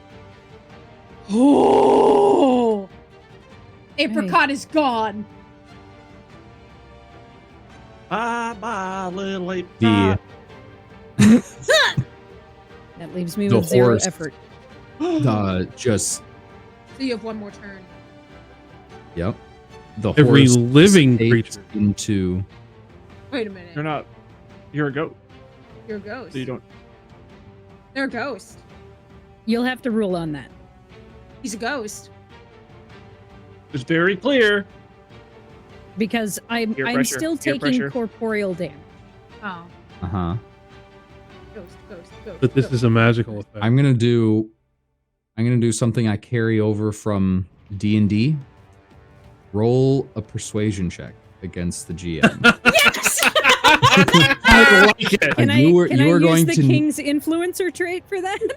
Yes, you can. Come on. Yes, absolutely. You're going to need a 3 or lower. Oh my god. Come Okay. on, come on. We have no effort. We cannot help you. I would think that the players have effort, but Wait, do we I rolled have? a 2. I It's a have 2! no effort. It's a 2! That's a 2. You are not considered a living creature. You are a spirit. All right. So I maintain my effort on my last stand. That's That's right. You are amazing! unaffected by the death aura. Oh. I like to think that it kind of like the aura goes over and the blue-green sort of aura that King Rome has is kind of pulses in response and just kind of shirks off the dark red flood. You can see these 2 colors as these 2 magical energies collide right in front of the king, and they just dissipate, and like a glancing blow off of a giant magical shield. Lena has never been And this it hurt is- in her life. It Not is even the that time she king's fell out of the turn. tree as a kid. This is worse. This is worse than the time I fell out of the old oak. The king's turn. King Rome, King Rome, King Rome, King Rome. Okay. We are gonna go for another hit. And if I get real lucky, I have something that I would like to do. So, because I am in last stand, I get 2 dice to roll. Yep. And if I hit, I get an extra damage. Mhm. 3. Yes! Yes! That's a hit. And if You you will deal- allow it, I would like to drive my sword into the back of the jaw, like in that crevice there, and turn its head Like right and off. drive it into the ground. And you pin this massive black evil dragon to the ground, into the visage of itself on top of this mountain. It is pinned to its own drawing. It's still not dead. No, it is, and it is looking very rough on its last legs and pinned in place. And I will Lena. spend my last effort. That completes my turn. Is that Lena? You're up, Yeah, Lena. it's me. I have no more horse. I am hurting. I am scared. And I just take my pitchfork and look at this pinned dragon and go, ah! And stab. Come on. Come on. We Nope, believe. that's a 9. Ugh. You have Good. rolled a 9 every time. I Hey, did not. hey, effort back. I got an effort, which is what's important. Mhm. I did not Also build put that die in dice jail. that dies in dice jail. I did not build Lena to be a combat character. I hate bringing D&D in. I brought Lena in to be a bard. Your support. It's you're been a great working. support character. And I will use my movement. I will use my movement because I am in melee range. I'm gonna use my movement to move. No, thank you. I think I'm crawling back, like on my hands. Stumble, but you're not. Yeah. Mora. And I just look at B and I'm terrified. Mora is going to close in and attempt to stab the dragon directly in the eye and go through and stab it. Torches for Mora! Torches for Mora!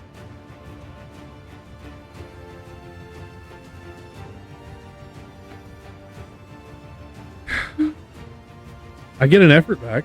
I feel like every time we fail something, we shouldn't say, "Oh, we failed." We should just go, "Oh, I got an effort back." I get an effort back. That was a crit fail. That was an 8 on a D8. Oh man. Fortunately, there are no crit fails in sagas. But you can't roll. Boy, howdy if there were. Still hurts. Still feels crummy. Still feels bad, dude. I think he's that effort back.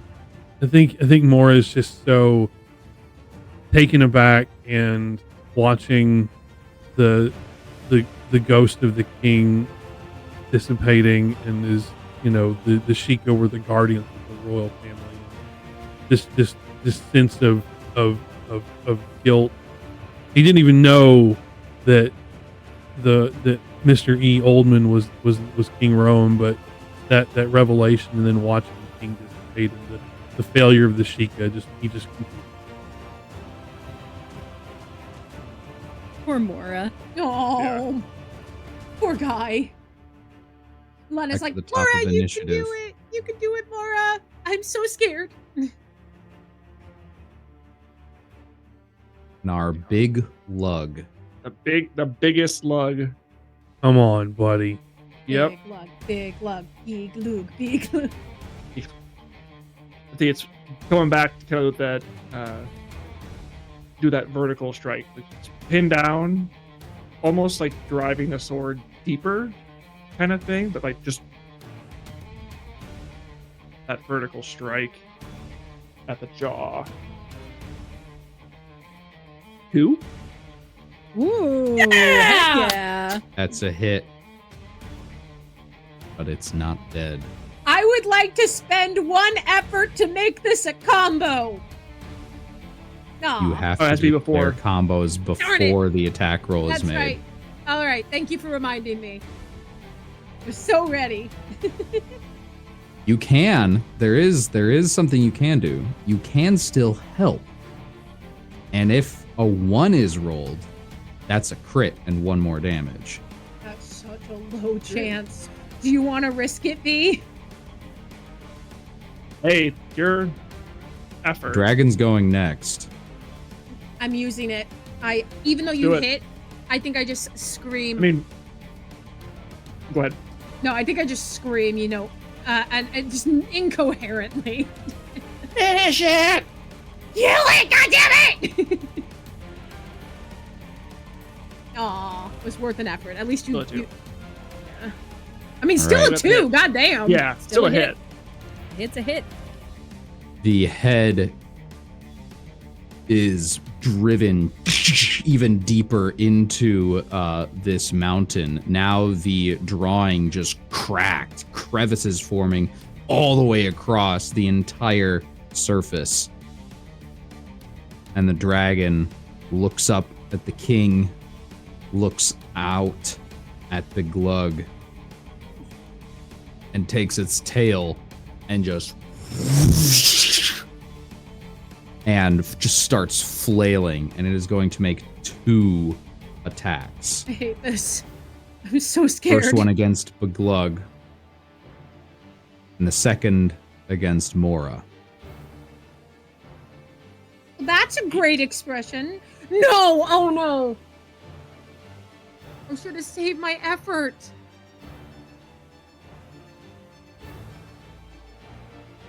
That's a 3.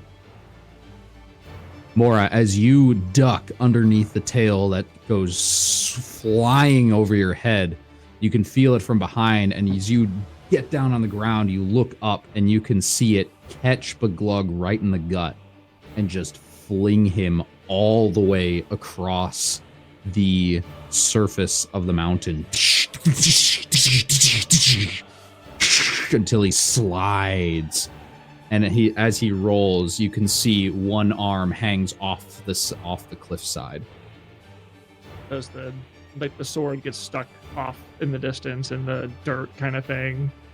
Mm-hmm. How much damage is that? It's enough. I only had one left. That is a failed check. So you get one more effort. And now that you're at 0, you have to decide. Unconscious or last stand. It looks like one more good hit is going to put this dragon down.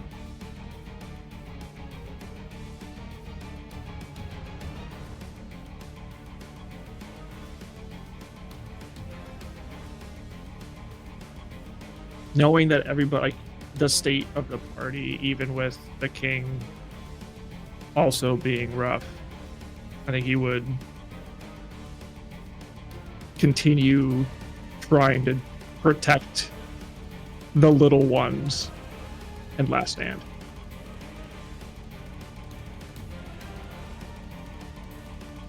All right. You quickly get back up, rip your sword out of the ground, and charge back into the fray. King Rome, from the back of the dragon, still pinning it into the ground. Yep. We're gonna try to either wrench across or twist the blade as an attack. Go ahead and make your roll.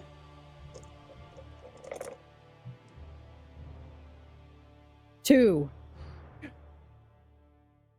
For 2 damage. What does that mean for B's last stand then? Does he still die even though he did last? Oh. I committed to giving that last bit. King Rome. He's described for us how this dragon is slain.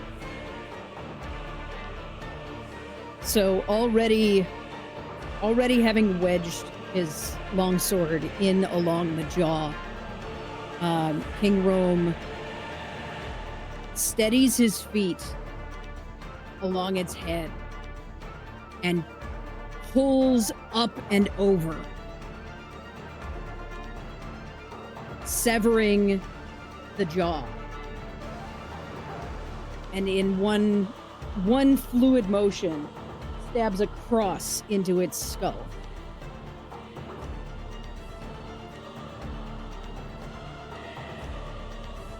And with that action completed, pulls the sword and begins to fade around the edges. The green-blue light.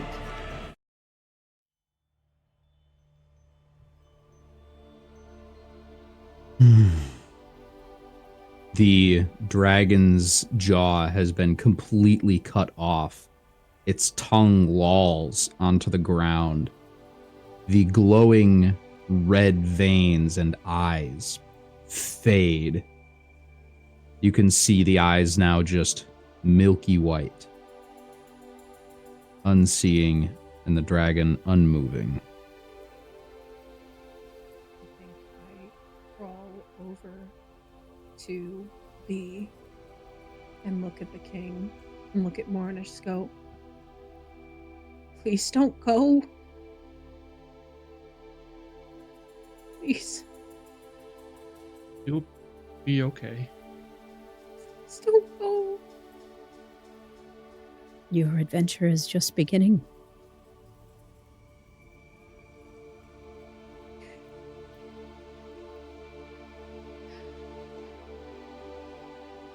Mora just takes a knee and bows his head to the king. until the king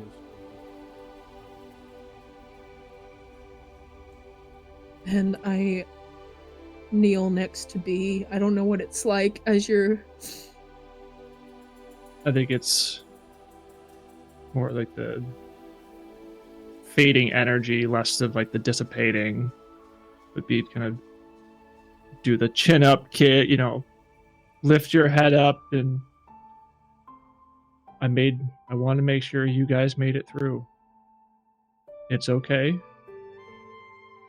Just continue to see more of the world outside your farm.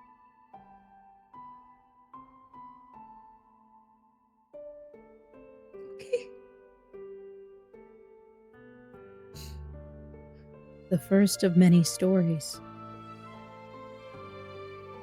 I think as I lower B's lifeless head to the ground, I see the big sword. I look at Mora. I see the last traces of King Rome fade away. And I pick up the sword and with all my freaking might hoist it over my shoulder. Mora, can you teach me how to use this?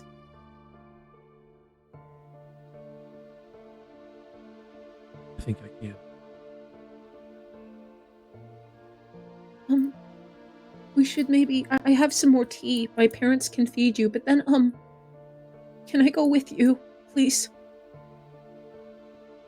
You want to come with me back to Kakariko village? I want to stop things like this from ever happening again. I'm sure we can find a place for you.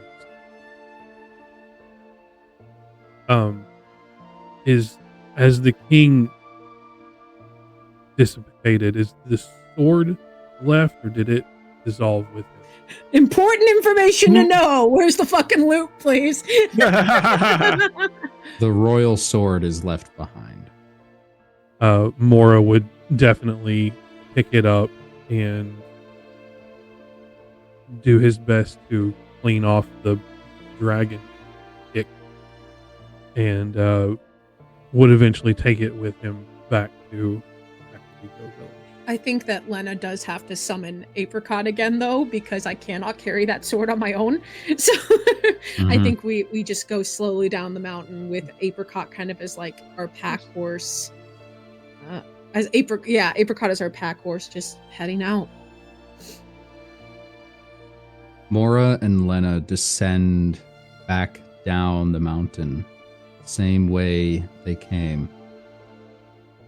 They don't notice, but behind them, floating above the body of the slain beast, they can see the spirit, we can see the spirit of King Rome guiding the Glug into the sky.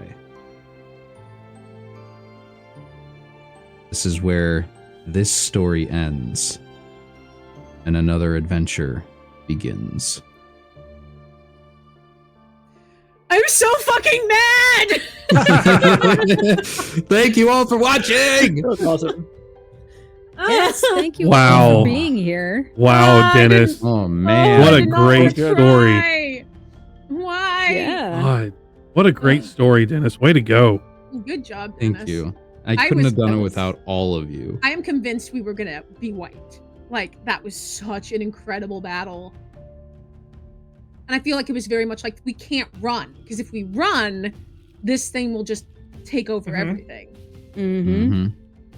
Ooh. Chills. That was fantastic. Yeah. And congratulations to all of you for being the first GM and players to play Sagas in Mountain Shade Village as well. There's been a lot of Yay! play testing with Sagas already, of course, on a lot of channels. Dennis has been working very hard to make sure that Sagas has lots of play testing and has had a lot of appearances both here on Twitch and on YouTube. But this is the first cast here in Mountain Shade Village. I have really been enjoying Sagas so far as a player, and I'm looking forward to running it myself within the Mountain Shade Village setting here at some point. So thank you so much for kicking us off with Seriously. an official game. Thank you so much. And thank you for having Yeah. us, Journey. This was amazing to be here. Absolutely. Awesome. Absolutely. How dare you give me a best So- friend and then rip him away? It was the thing that he would have done. It's It would've true. Truly. As difficult Absolutely. as it was, it's like that was his motivation. Absolutely. Absolutely. I loved all Truly. of your characters so much. I love how Mora's just like, I'm just trying to sneak and be a rock. Please. It's so good. I love Don't it. mind me, All a right. rock in the corner. Yeah. Just me, I'll rock. That's Truly. me in the corner. So, before we switch over, we're going to do a little bit of a post-game interview with our lovely game master here. But before we do that, my Camera. camera's going Whoa. to unfocus on me while I'm talking. which Now is you're great. a spirit. Oh no. Yes. now I have become the spirit. But let's go around and do a little post-game goodbye for everybody. Tell everybody who you are, where we can find you, all that good stuff. Charlie. My name is Charlie. Once again, you can find me on just about every social media platform as the Bearded Baldy. That is the _bearded_ Baldy. And let me just say again how awesome this was. It's really been an honor and a privilege to be here and play this game. Jocelyn. Hi, my name is Jocelyn. I am the proprietor of the Tipsy Tiger, so that's my username. A lot of people call me Tipsy. You can find me on Twitch and TikTok at the Tipsy Tiger, where I play games sometimes. I'm also a TTRPG GM with my own homebrew world, Romithra, which I'm also hoping to bring Sagas into. And I have run my urban fantasy world in Sagas. So you can actually also find me on Coffee doing custom commissioned one-shots if you want to be a part of it. And if you go into the Sagas Discord, I am the first community GM besides Dennis. So if you want to play a game, let me know. Ginger. Yeah, ready. Ginger or Eric. I haven't really streamed in a while. I've been kind of busy with businessy things. Hang on. so you- Command. They'll do the things. Socials for it are at Soul Reviver Co.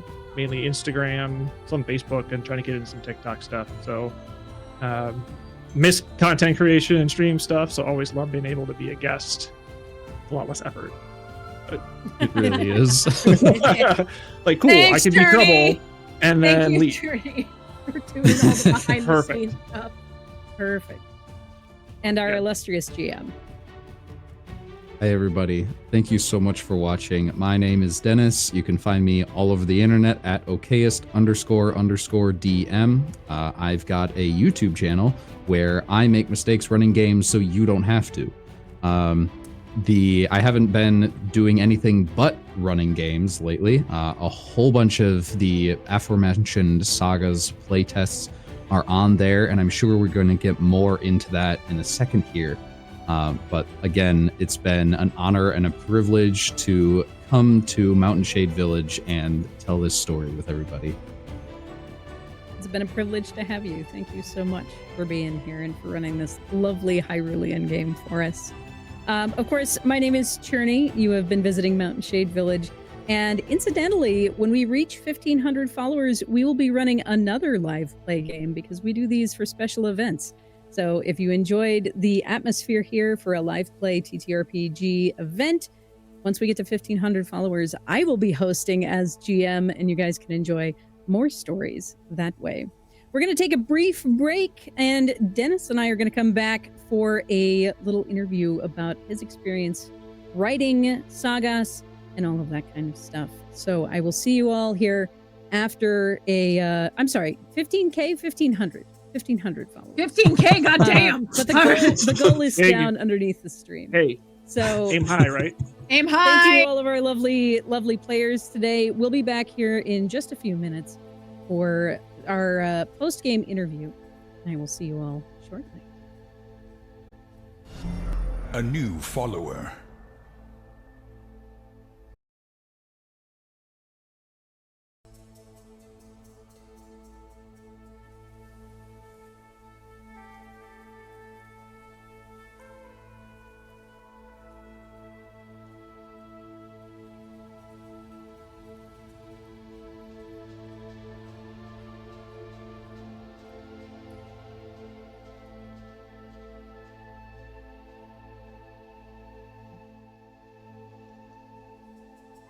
Welcome back, everybody. Thank you so much for sticking around for the post-game interview. I am here with our lovely and illustrious OKSDM.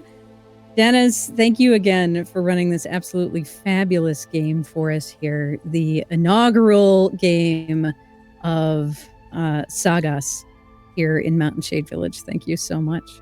It was so much fun. The cast was amazing, and I would do it again in a heartbeat given the schedule. Yes. Oh my gosh. Well, and like that's the true BBEG of all TTRPGs, right? The true big bad evil guy is scheduling. It's the scheduling problems we had along the way. Yep.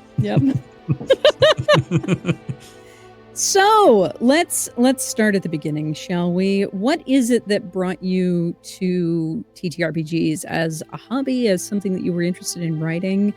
What was the path that brought you here? So what I used to say was that, I think my dad got me like the books for 4th edition like a while ago, like right before 5th edition was about to come out. And I just read those. The art was amazing. I started reading through it. It looked cool. And then slowly I realized this is a game that I'm reading right now. Yeah. And it was that moment of realization that I was like, oh, I could do so. Yes. And so the gears started turning, and they haven't stopped since. That is not actually my first introduction to TTRPGs, though. Okay. Also with 4th edition, and also with my dad. I think I was in middle school or so, and my dad took me and one of my siblings to our local game store to experience Dungeons and Dragons for the first time, because he had played it a few times when he was in high school and college, and he wanted us to experience it as well, get us involved in a new hobby or something.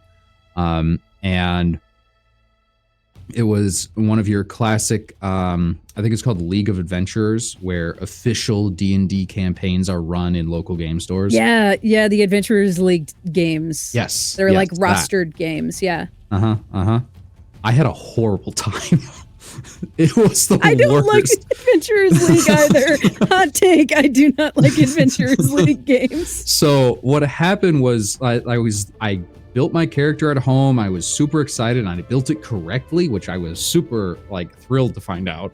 And we started rolling through the game, and really, really early on in the session, we're setting the scene, setting the story.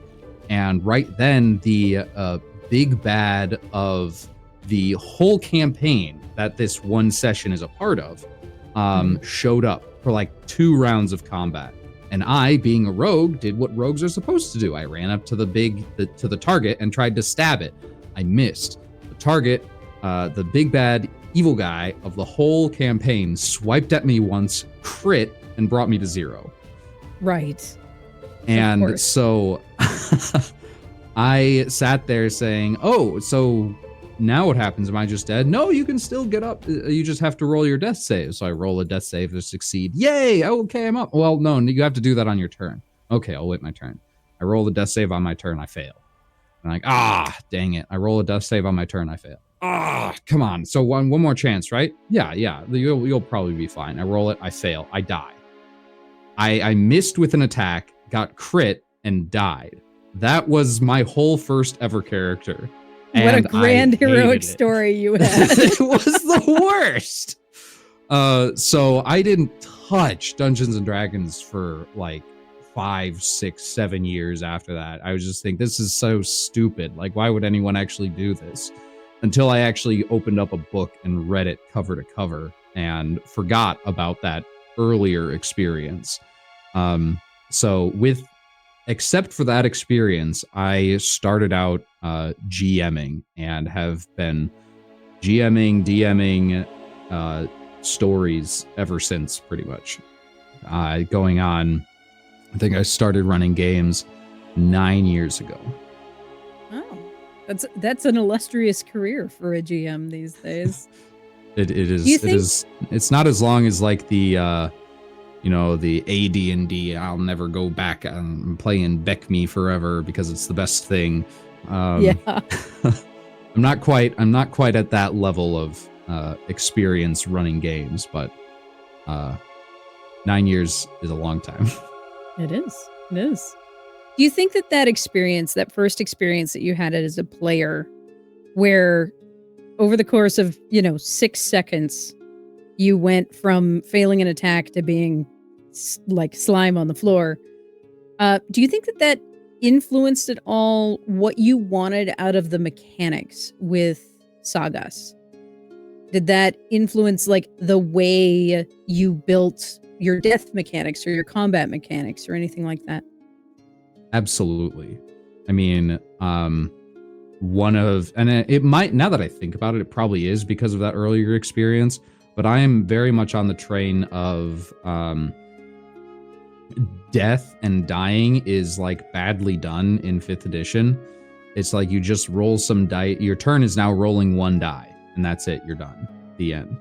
I've seen so many really, really cool mechanics and homebrew stuff outside of that to fix it, but it's definitely one thing I was avoiding when I was putting together the rules for Sagas, and it's very much how Unconscious / Last Stand came to be, and I'm glad we got to see it in the game we just played. Yeah. What did you think about it? I really like it because it in a lot of ways, from my personal perspective, because I've had the opportunity to play a lot of different TTRPGs, not only the lineage of D&D, there's a lot of influences that I parallel with mechanics in Sagas. And that Last Stand mechanic brings in a lot of the like heroic push style mechanics from other games, and just like having that there as flavor is a great way to enrich that final arc of a character and really boost that sense of agency. Like, I agree with you. I think that a lot of people have done a lot to homebrew ways to enrich that death save cycle that we see in D&D.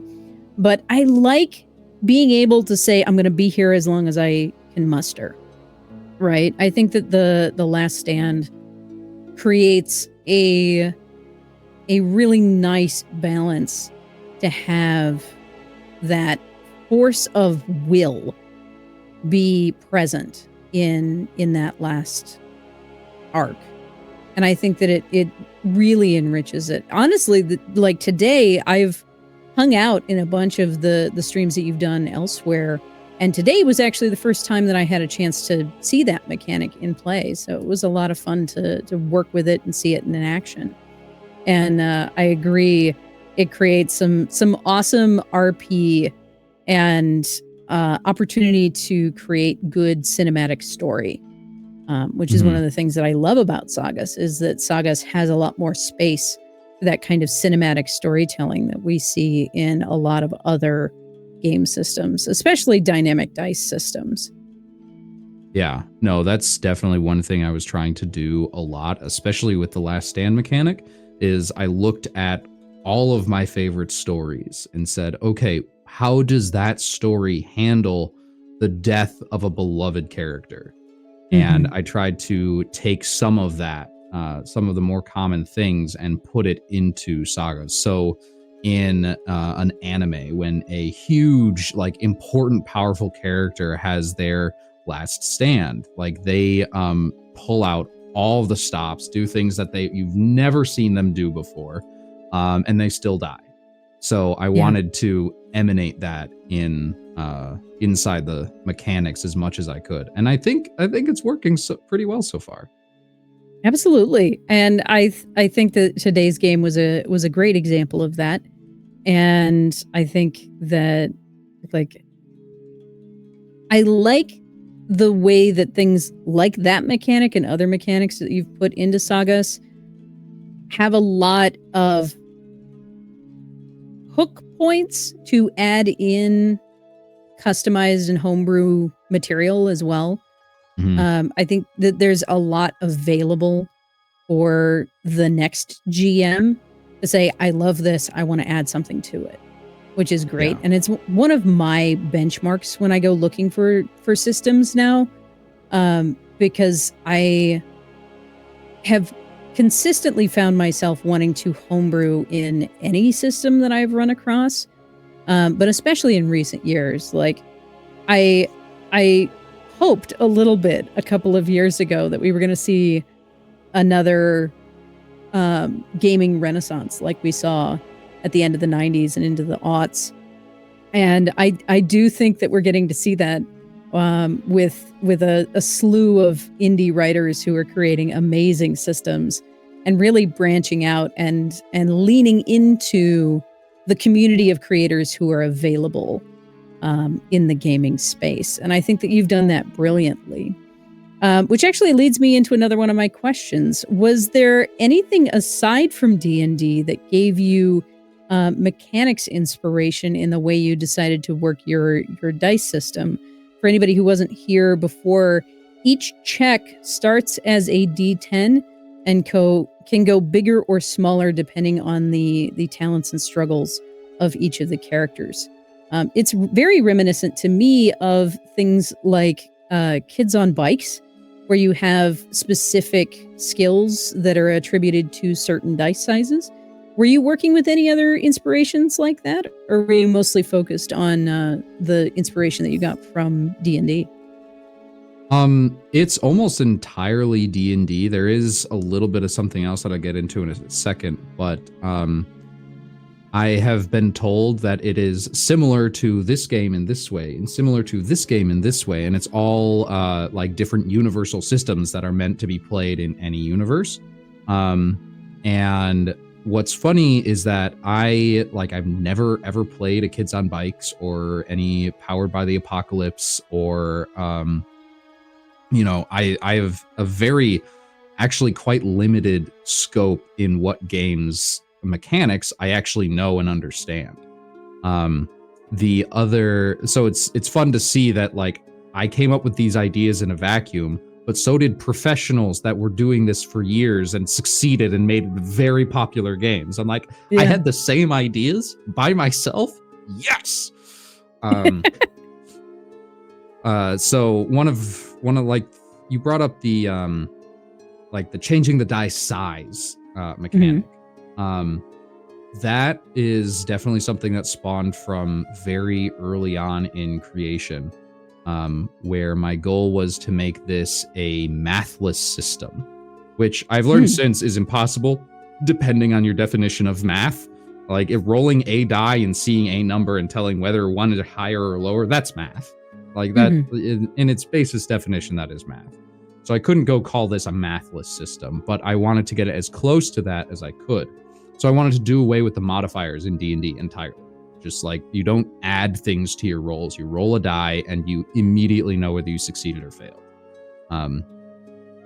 So that like taking out that one extra step from the core mechanic was important to me. And I needed to figure out a way to, without modifiers, tell people whether they're going to be good at this roll or bad at this roll. So I couldn't just be rolling the same die constantly. I decided we ended up deciding we're going to change the size of the die you're rolling to make it better or worse. And again, not the first person to do that. But I did come up with the idea in a vacuum. I'm glad that it is a good idea that other people have already turned into their own games. Yeah. It's a very slick way of communicating proficiency and skills, right? It's a very quick way of saying, okay, this is something that you're very good at. This is something that you're not so good at. Basically, this is something that you have more opportunity for failure with, right? And I like that in a lot of ways in comparison to the thing that it compares most to for me in terms of execution, which is actually LARP damage systems, where live action roleplay like boffer weapon damage systems, your proficiency basically gives you a different base damage so that you're doing more damage per hit. Whereas your blows are going to land or they're not going to land depending on your personal ability to swing a sword, right? Yep. But you're doing a lot less math on the battlefield because that doesn't change. Like the amount of damage that you make per turn doesn't change. And so I like the simplicity of you're going to do 1 damage per turn unless you've got a bigger weapon or you've got a reason to do more damage per turn. And the way it distills math and tracking of damage and tracking of hits and all of that kind of stuff reminds me a lot of the simplicity that's required from systems like AmpGuard or Nero, when you don't have paper to sit down and go, wait, how many times did I hit? And like that kind of stuff. So you're trying to do it as quickly and as simply as you can, which I really like. And I love that your main goal was to make it as close to a mathless system as possible because it really streamlines the gameplay. It makes it so much faster. Like I can't imagine trying to get through 4 rounds of combat that we got through with the Moon Dragon in the speed that we got through it. It would have taken the entire 3 hours of gameplay that we had today to get through those 4 rounds of combat. Whereas we had a full first half before we even got to the place where we needed to have the combat. And we had 2 combats. We had enough time to roll initiative twice. Yeah. And complete a full combat. So like by comparison, the speed is clear, which is great. And I think that speaks volumes about the versatility and the ability to teach the system as well. I think one of the things that people get nervous about when approaching TTRPGs for the first time is being worried about knowing all of the working parts, right? Like being able to feel confident with all of the skills that you come to the table with. And I really like that SAGAS, you can basically make a case for anything to say, all right, I've got this set of skills. Does any of this apply to what we're currently doing? And I enjoy that, like, you had that wonderful moment of roll me a persuasion check to persuade the DM. Do you think that kind of ties into the talents system that you created of like, yes, people are able to apply skills across disciplines, stuff like that? Absolutely. The language inside the actual rules document for talents and traits and struggles and everything is purposefully vague because it allows the player to be able to take that ability and morph it into whatever world they're playing in. And a side effect of that is exactly what you're describing. Like, not only do they morph it into the world, but it allows them to interpret it how they want to in the moment, like working together with the GM.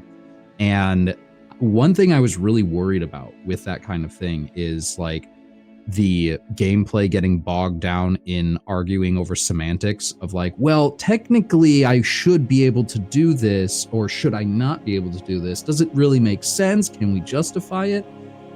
But I've been very pleasantly surprised that really has not happened once in all of the games of Sagas that I've played. So it was initially worrying, and when it wasn't happening in the alpha testing, which made sense because, you know, me and the other beginning developers were, obviously we knew how it works. We were writing it. Right. But when other people started playing it, that still wasn't an issue. So immediately that worry just went out the window, which is where I was hoping it would go. Praise the sub. Congratulations on your fresh potion, Dennis. You just got gifted a sub. Thanks. An anonymous user gifted a tier 1 sub to a KSD_DM. Thank you very much for the support, everybody. I got entirely thrown off. I had a question that was like ready to go with It's that. okay. I had something that I forgot to go over earlier. Oh yeah, you asked me excellent. what other games I had drawn inspiration from. Obviously Dungeons and Dragons, because I've played so much of that. Yes. Like it's just constant. So 5th edition Dungeons and Dragons, number one pull for inspiration. The other one that I really like stole from, I'm not going to sugarcoat it, I just straight up pretty much stole a mechanic, is Easy D6 by Scotty DM and Runehammer Games. Our modest fellowship expands. One of the I played the sub. a couple of charity games, which were amazing using that system. And it's very interesting in that it doesn't have any leveling. As the name suggests, it is extremely simple to play and run. But the main mechanic I stole from it is that they have this thing in there called karma, which is a mechanic where if you fail, you get stuff. Right. And I learned later that Powered by the Apocalypse Monster of the Week kind of thing does this too, where the only way you level up is if you fail enough. And I thought that was brilliant and wonderful. I didn't want to pin leveling up specifically on it because I wanted the whole party to be the same level at all times. Right. That just makes everything easier, especially when trying to balance a combat. So that is where the effort was born. It was taking inspiration from Easy D6's karma system, where you have this karma that you get when you fail, and you can spend it to like make rolls better, either yours or someone else's. Yeah. That's a fantastic mechanic. And to have that like basically wholesale that you could lift and then tweak for your particular design. Like that's a fantastic thing to come across and be like, yes, this is the perfect thing that I needed. And I love that. I remember what it was. The comment on fluidity of mechanics and having them be intentionally vague in the game system. I think that I totally understand the worry that you're going to end up with people who are splitting hairs over semantics. But I think that you actually got yourself into a really good position because your game is intended for people who are collaborative storytellers. In a lot of ways, it leans towards that community who's going to be more interested in creating something together than necessarily like winning the TTRPG table. You have less of the power gaming rules lawyering that happens in systems like that because everybody is interested in a mutually interesting outcome. Not even necessarily a successful outcome, but a mutually interesting outcome. That's a good way to put it. So I think that in that way, while I understand that risk of like, man, if I leave this so that it's open for interpretation, is it going to be too open for interpretation and like bog down the table? I think that whether by design or by accident, it's a good component to be paired with this wonderful rules light system because you're looking for that beautiful collaborative storytelling. So like I empathize with that fear very deeply. It's I think one of the ways that we targeted our audience successfully, not only just through our own marketing, but through the mechanics themselves, is specifically with effort, which is probably my favorite thing in the whole game, is just effort itself. And helping others is more efficient than helping yourself. I think that that's one thing that I tried to homebrew into D&D as much as I can. And I just never had enough of it. Like I wanted you to work together to do a thing, but none of your abilities mesh into the same action. That every single person is for themselves working towards a common goal, or everybody is working together towards that goal. And I think the fact that it's easier to work together than help yourself has successfully helped us, like in the story we just told. It helped along those lines there a lot. Yeah. And like to use some outside nomenclature, I think you've done a great job of balancing the efficiency of action economy when it comes to helping your teammates with sagas. Whereas I think that it can often be seen as a loss in other systems that you're not doing enough within your turn if you choose to use your turn to help your party member. Sagas does a lot to make it worthwhile to give up your action to help your party mates. So it's very clear. One thing we changed is the way you described it as giving up your action to help your teammates. That used to be how we do it. In the rules right now, though, you no longer have to. It only costs effort. You don't do it on your turn. You do it on theirs when the camera is on them. And that was it. It took us a lot of hemming and hawing to come up with that solution to fix it, because it used to be like helping, spending your action and 2 effort just wasn't worth it ever. You might as well just swing. Like mechanically, from a numbers perspective, it was not worth the effort. But it's created a lot of evolution. And like I think the evolution of that particular mechanic really shows like that it clearly made progress through the beta testing phase, to be able to say, okay, this is going to end up being better, and it's going to incentivize the actions that you want out of your players, right?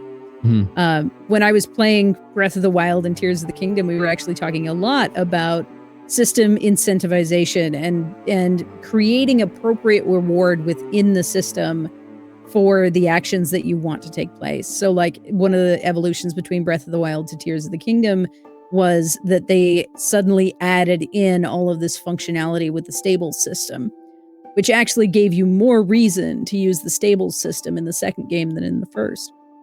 So I think in that same way, the adjustments that you made to the effort system, so that it's not a help action on your turn, but a help on the actor's turn, greatly incentivize that behavior that you want to see in your player base, and again helps incentivize that cooperative feel that you're looking for, which is pretty awesome.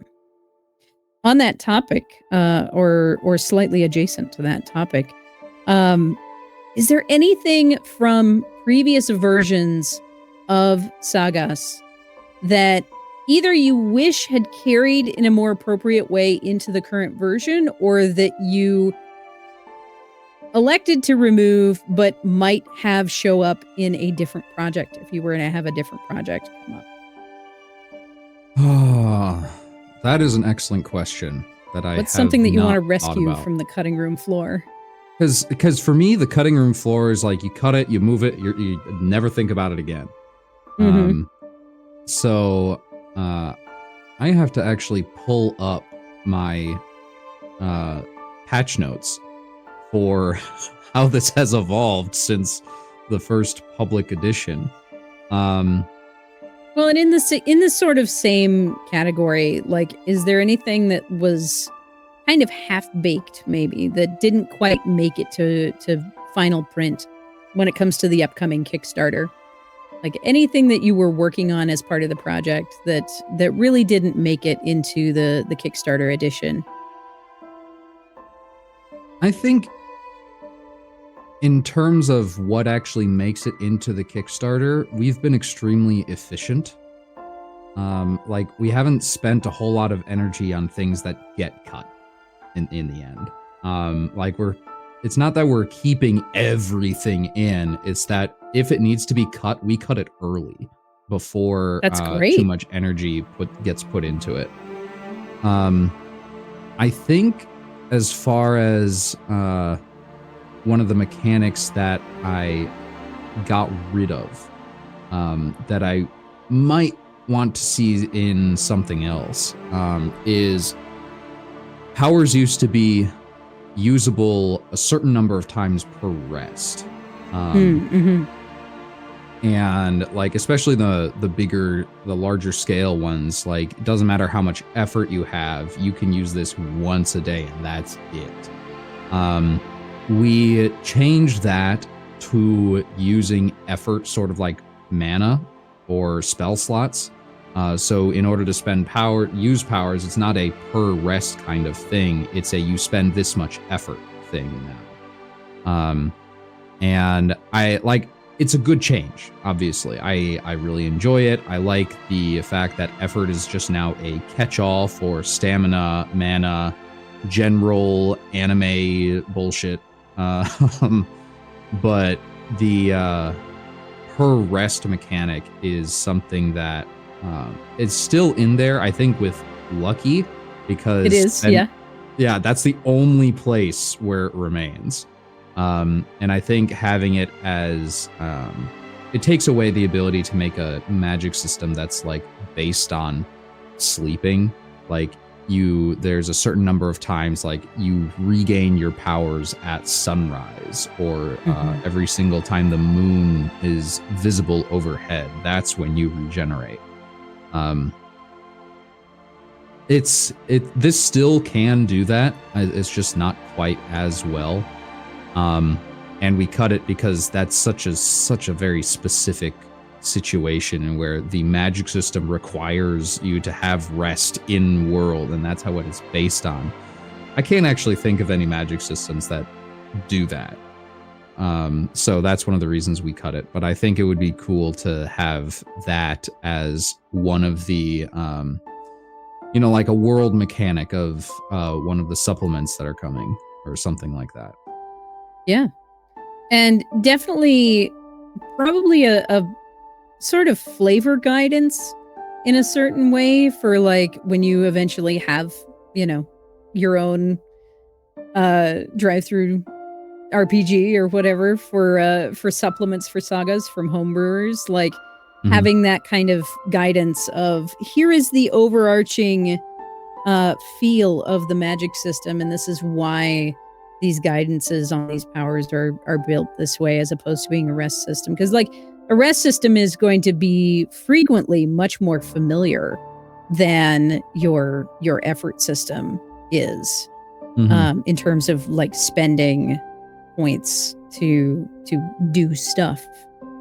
But I think it's also a good fit because you've got that cycle of not just utilizing effort, but your regain of effort as well. I think that flow of a resource within the game feeds on itself really well.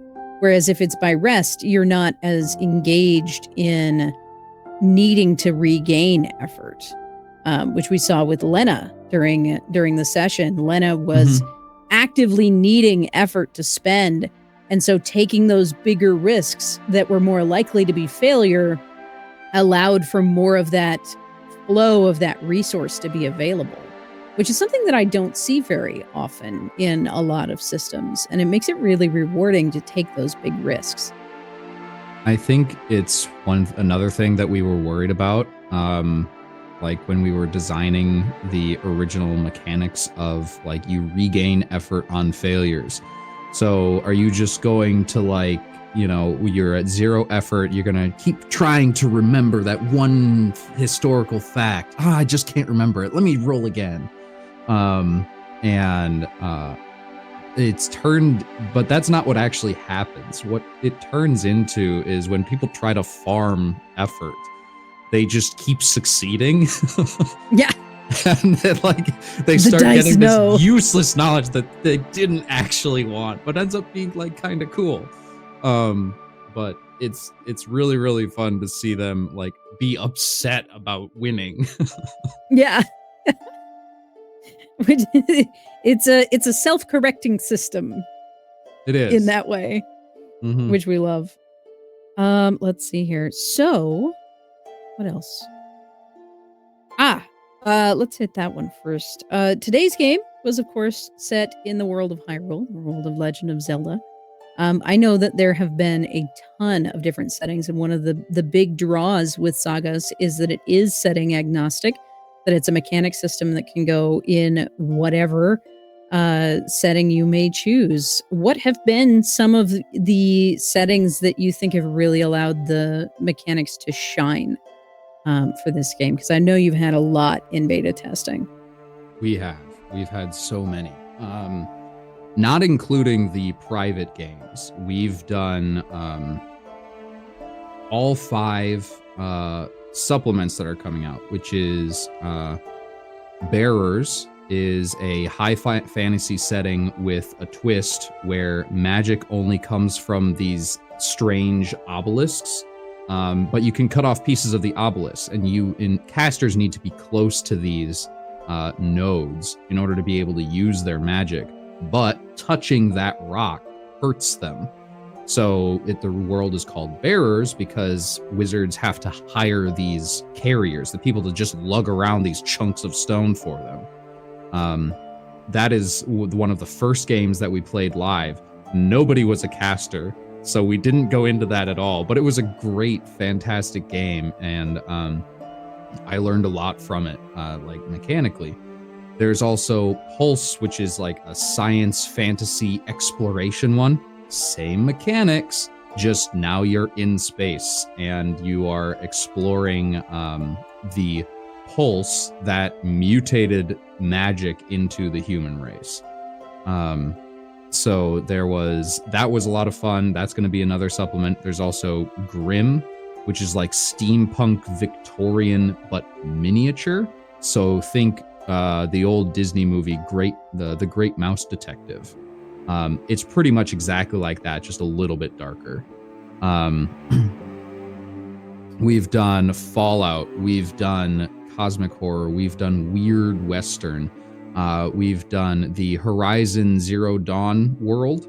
That was a ton of fun to like tell a new story in a video game in the world of a video game that I love.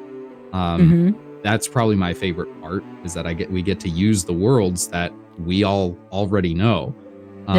Or in the case of Pokepocalypse, which is Pokemon, but a nuclear winter. What a mashup. It really was. And it was one of the ones that was very, very surprisingly smooth, like with the rules. So the players played Pokemon, and the premise was nuclear apocalypse. All the humans are dead. All of the Pokemon that they had on them at the time were dead. All the Pokemon in the wild are dead. The only Pokemon that still exists are now emerging 50 years later as the Pokemon box storage system begins to fail. So you've got, the box storage of the breeders, where you get like 50 of the same species crawling out of the snow.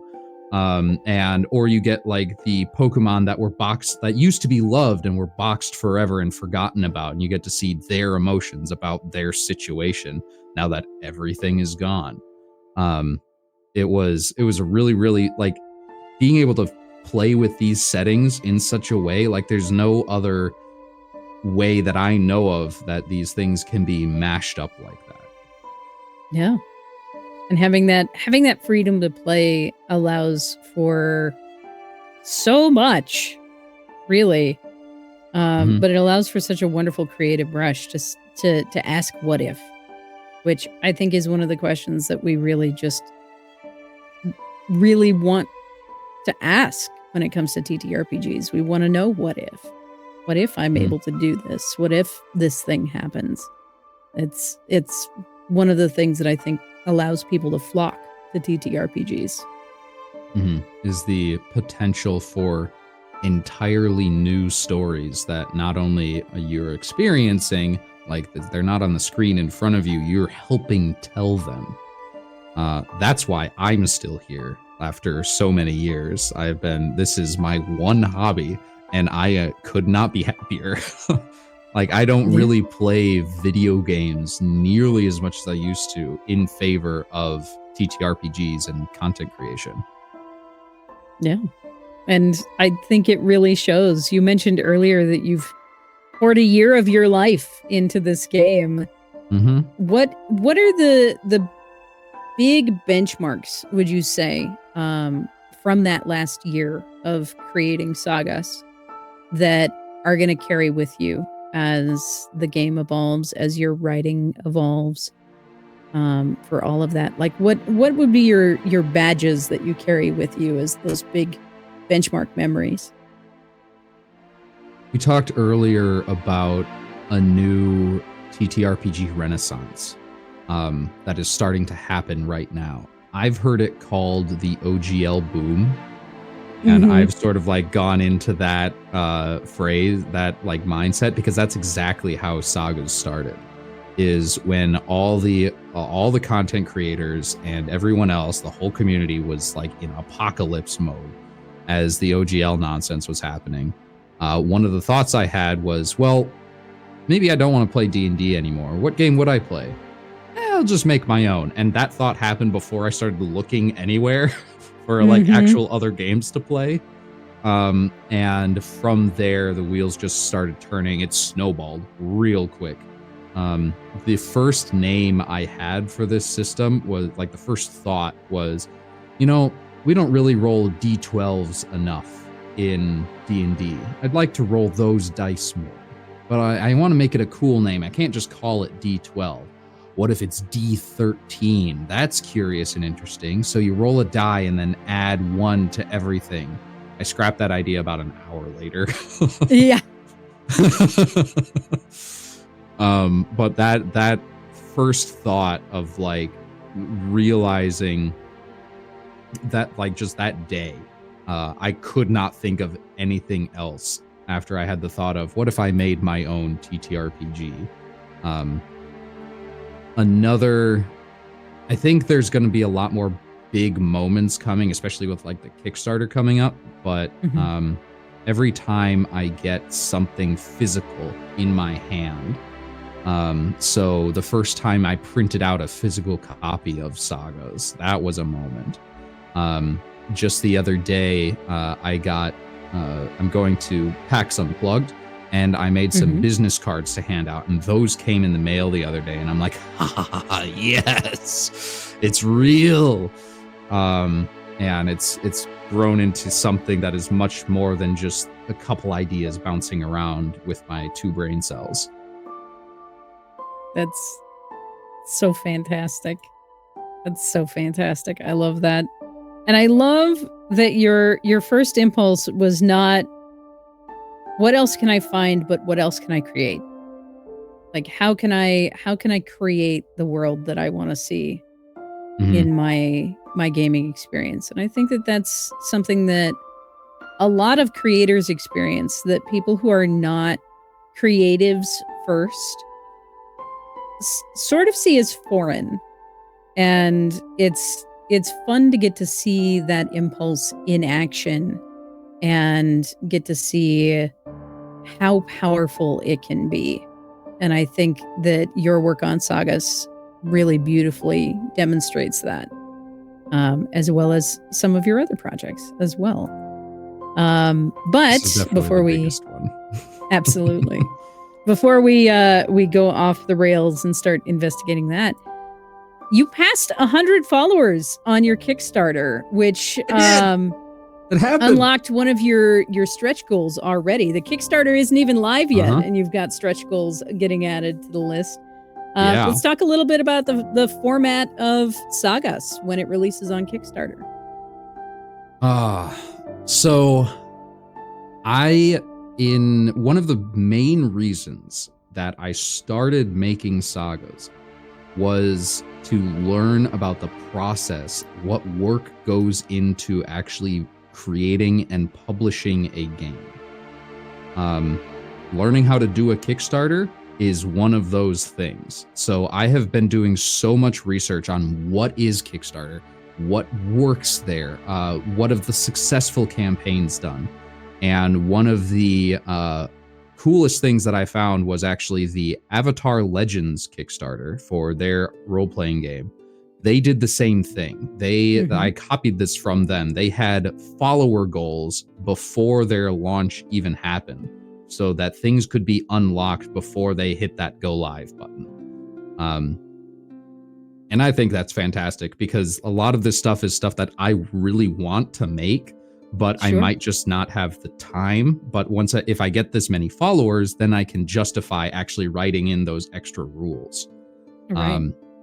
So once I have a couple of those, I think the 200 followers one is going to be putting the cheat sheet onto a card for the players instead of just having it the first page of the actual document, so that it's like a quick rules reference. I've seen a lot of, especially board games, do that, where they just have like, the 6 rules you actually need to know, and then everything else, like, you can look it up if you feel like it.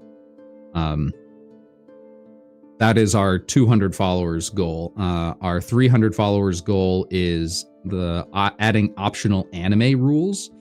So the classic, how are you not actually dead right now? The like the sudden power surge that doesn't make sense mechanically, but it's a great story beat.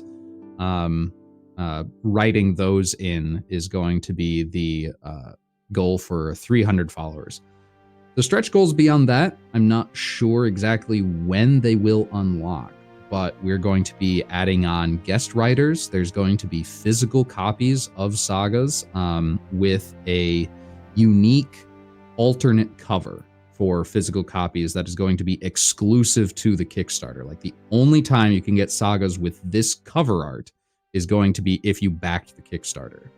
Oh, that's awesome. So, yeah, and the art is going to be so good. It's like a forest. I'm still talking with the artist about it, but it's going to be like a forest, and the cover is going to be split into different pieces. And one of them is going to be like a watercolor pine forest. The other one's going to be like a comic book deciduous forest, and one of them is just going to be like this cybernetic. They're not really trees; they're more like a motherboard shaped in the form of trees. I'm so excited. She's doing a sketch in the next couple weeks, and I cannot wait to get my eyes on it. Oh, man. But it's only going to be available for the Kickstarter. That sounds fantastic, though. That's the kind of art that sounds like it would be amazing as like an exclusive poster or something too. Like having that be available in lots of different ways. That'd be so cool. I love it. It's got very, very like exclusive alternate option vibes. Yeah. And then you unlocked a stretch goal at 100 followers as well, right? That's already been added. That one is the optional horror rules. Over the last several months, I have, like, since both developing this game and like writing other stuff and running charity streams and whatnot, I have learned that one of my favorite genres to run is horror, especially cosmic horror, that Lovecraftian Cthulhu. I don't know what's going on. I'm not actually describing the thing you're seeing because it's impossible to understand. A very fear of the unknown kind of thing. I just love running those kinds of games because I feel like I can get my players even more invested than normal. Put the fear inside the players and the characters. And so that's why that was my first stretch goal, is I really, really wanted to write those optional rules, and now I get to. That's awesome. I love it. And one of my favorite, like, a little bit of a tangent, but the artist for the game, Rook Zero, he does YouTube art, draws suggestions from chat and stuff. He's been doing that for years. And he saw that post of, like, horror rules unlocked, and it's got a one of his pieces, like one of his like simple line drawings, and he looked at it and he said, "Oh, that's cool. I'm gonna redo that real quick." And so he like touched it up for me and put it in, and it'll be revealed in that new drawing is going to be a part of the official, look, we've unlocked a stretch goal. And just he has been on board with Sagas from the beginning, and he's been super fun to work with. He did the cover art, he's done all the interior art, and I cannot wait to give him more money and get more of his work. And it's always great to see your work inspiring others too, right? It's a great So it's feeling. not just that you're employing this amazing and wonderful artist, but also having that benchmark gave that little spur of a kick to go, yeah, let's make that a little bit better. Let's do that little bit more and add into that boost, and having that little bit of inspiration from that event. Like, that's always huge, and it feels good as a creator. I think, in my opinion, to see other people drawing inspiration from the stuff that you're putting together. And I will compliment you heavily, because it has been phenomenal to watch over the last very short period of time since I have been introduced to you and the Sagas crew, to see how people have been moving around this project, and you have been gathering lots of really awesome people around you to bring this amazing thing to life. It's been fantastic. It's grown. Like, I thought I was going to be, the guy that just puts a game together and no one ever sees it. That's absolutely not what's happening right now. People are, it's emotional to see people this invested in something that I created. It's a great feeling. It's awesome, and you're doing a great job with it. So I have actually kept you longer than I meant to. So thank you very much Totally for sitting down and answering my questions and talking to us about the origin and path of Sagas, and again for hosting the game today. It's been absolutely wonderful to play with you. Again, thank you for having me. This was a ton of fun, and I hope to appear on stream with you again soon. I hope so. One last time, Dennis, where can we find you? Hi, I'm Dennis. I go by the okayest DM on the internet. You can find me at okayest__DM on all the socials. And most of my work can be found on my YouTube channel, okayest DM, where I make mistakes running games so you don't have to.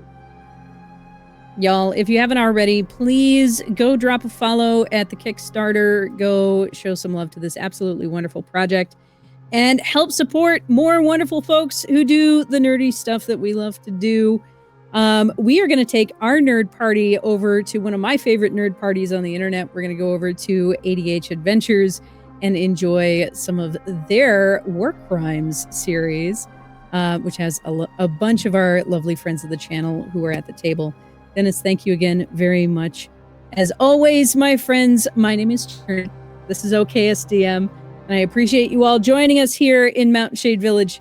Thank you so much for spending your time, your support, and all of your wonderful existence. Grab those raid emotes, and we're going to head out to share some love out in the world. Keep adventuring, and I'll see you next time.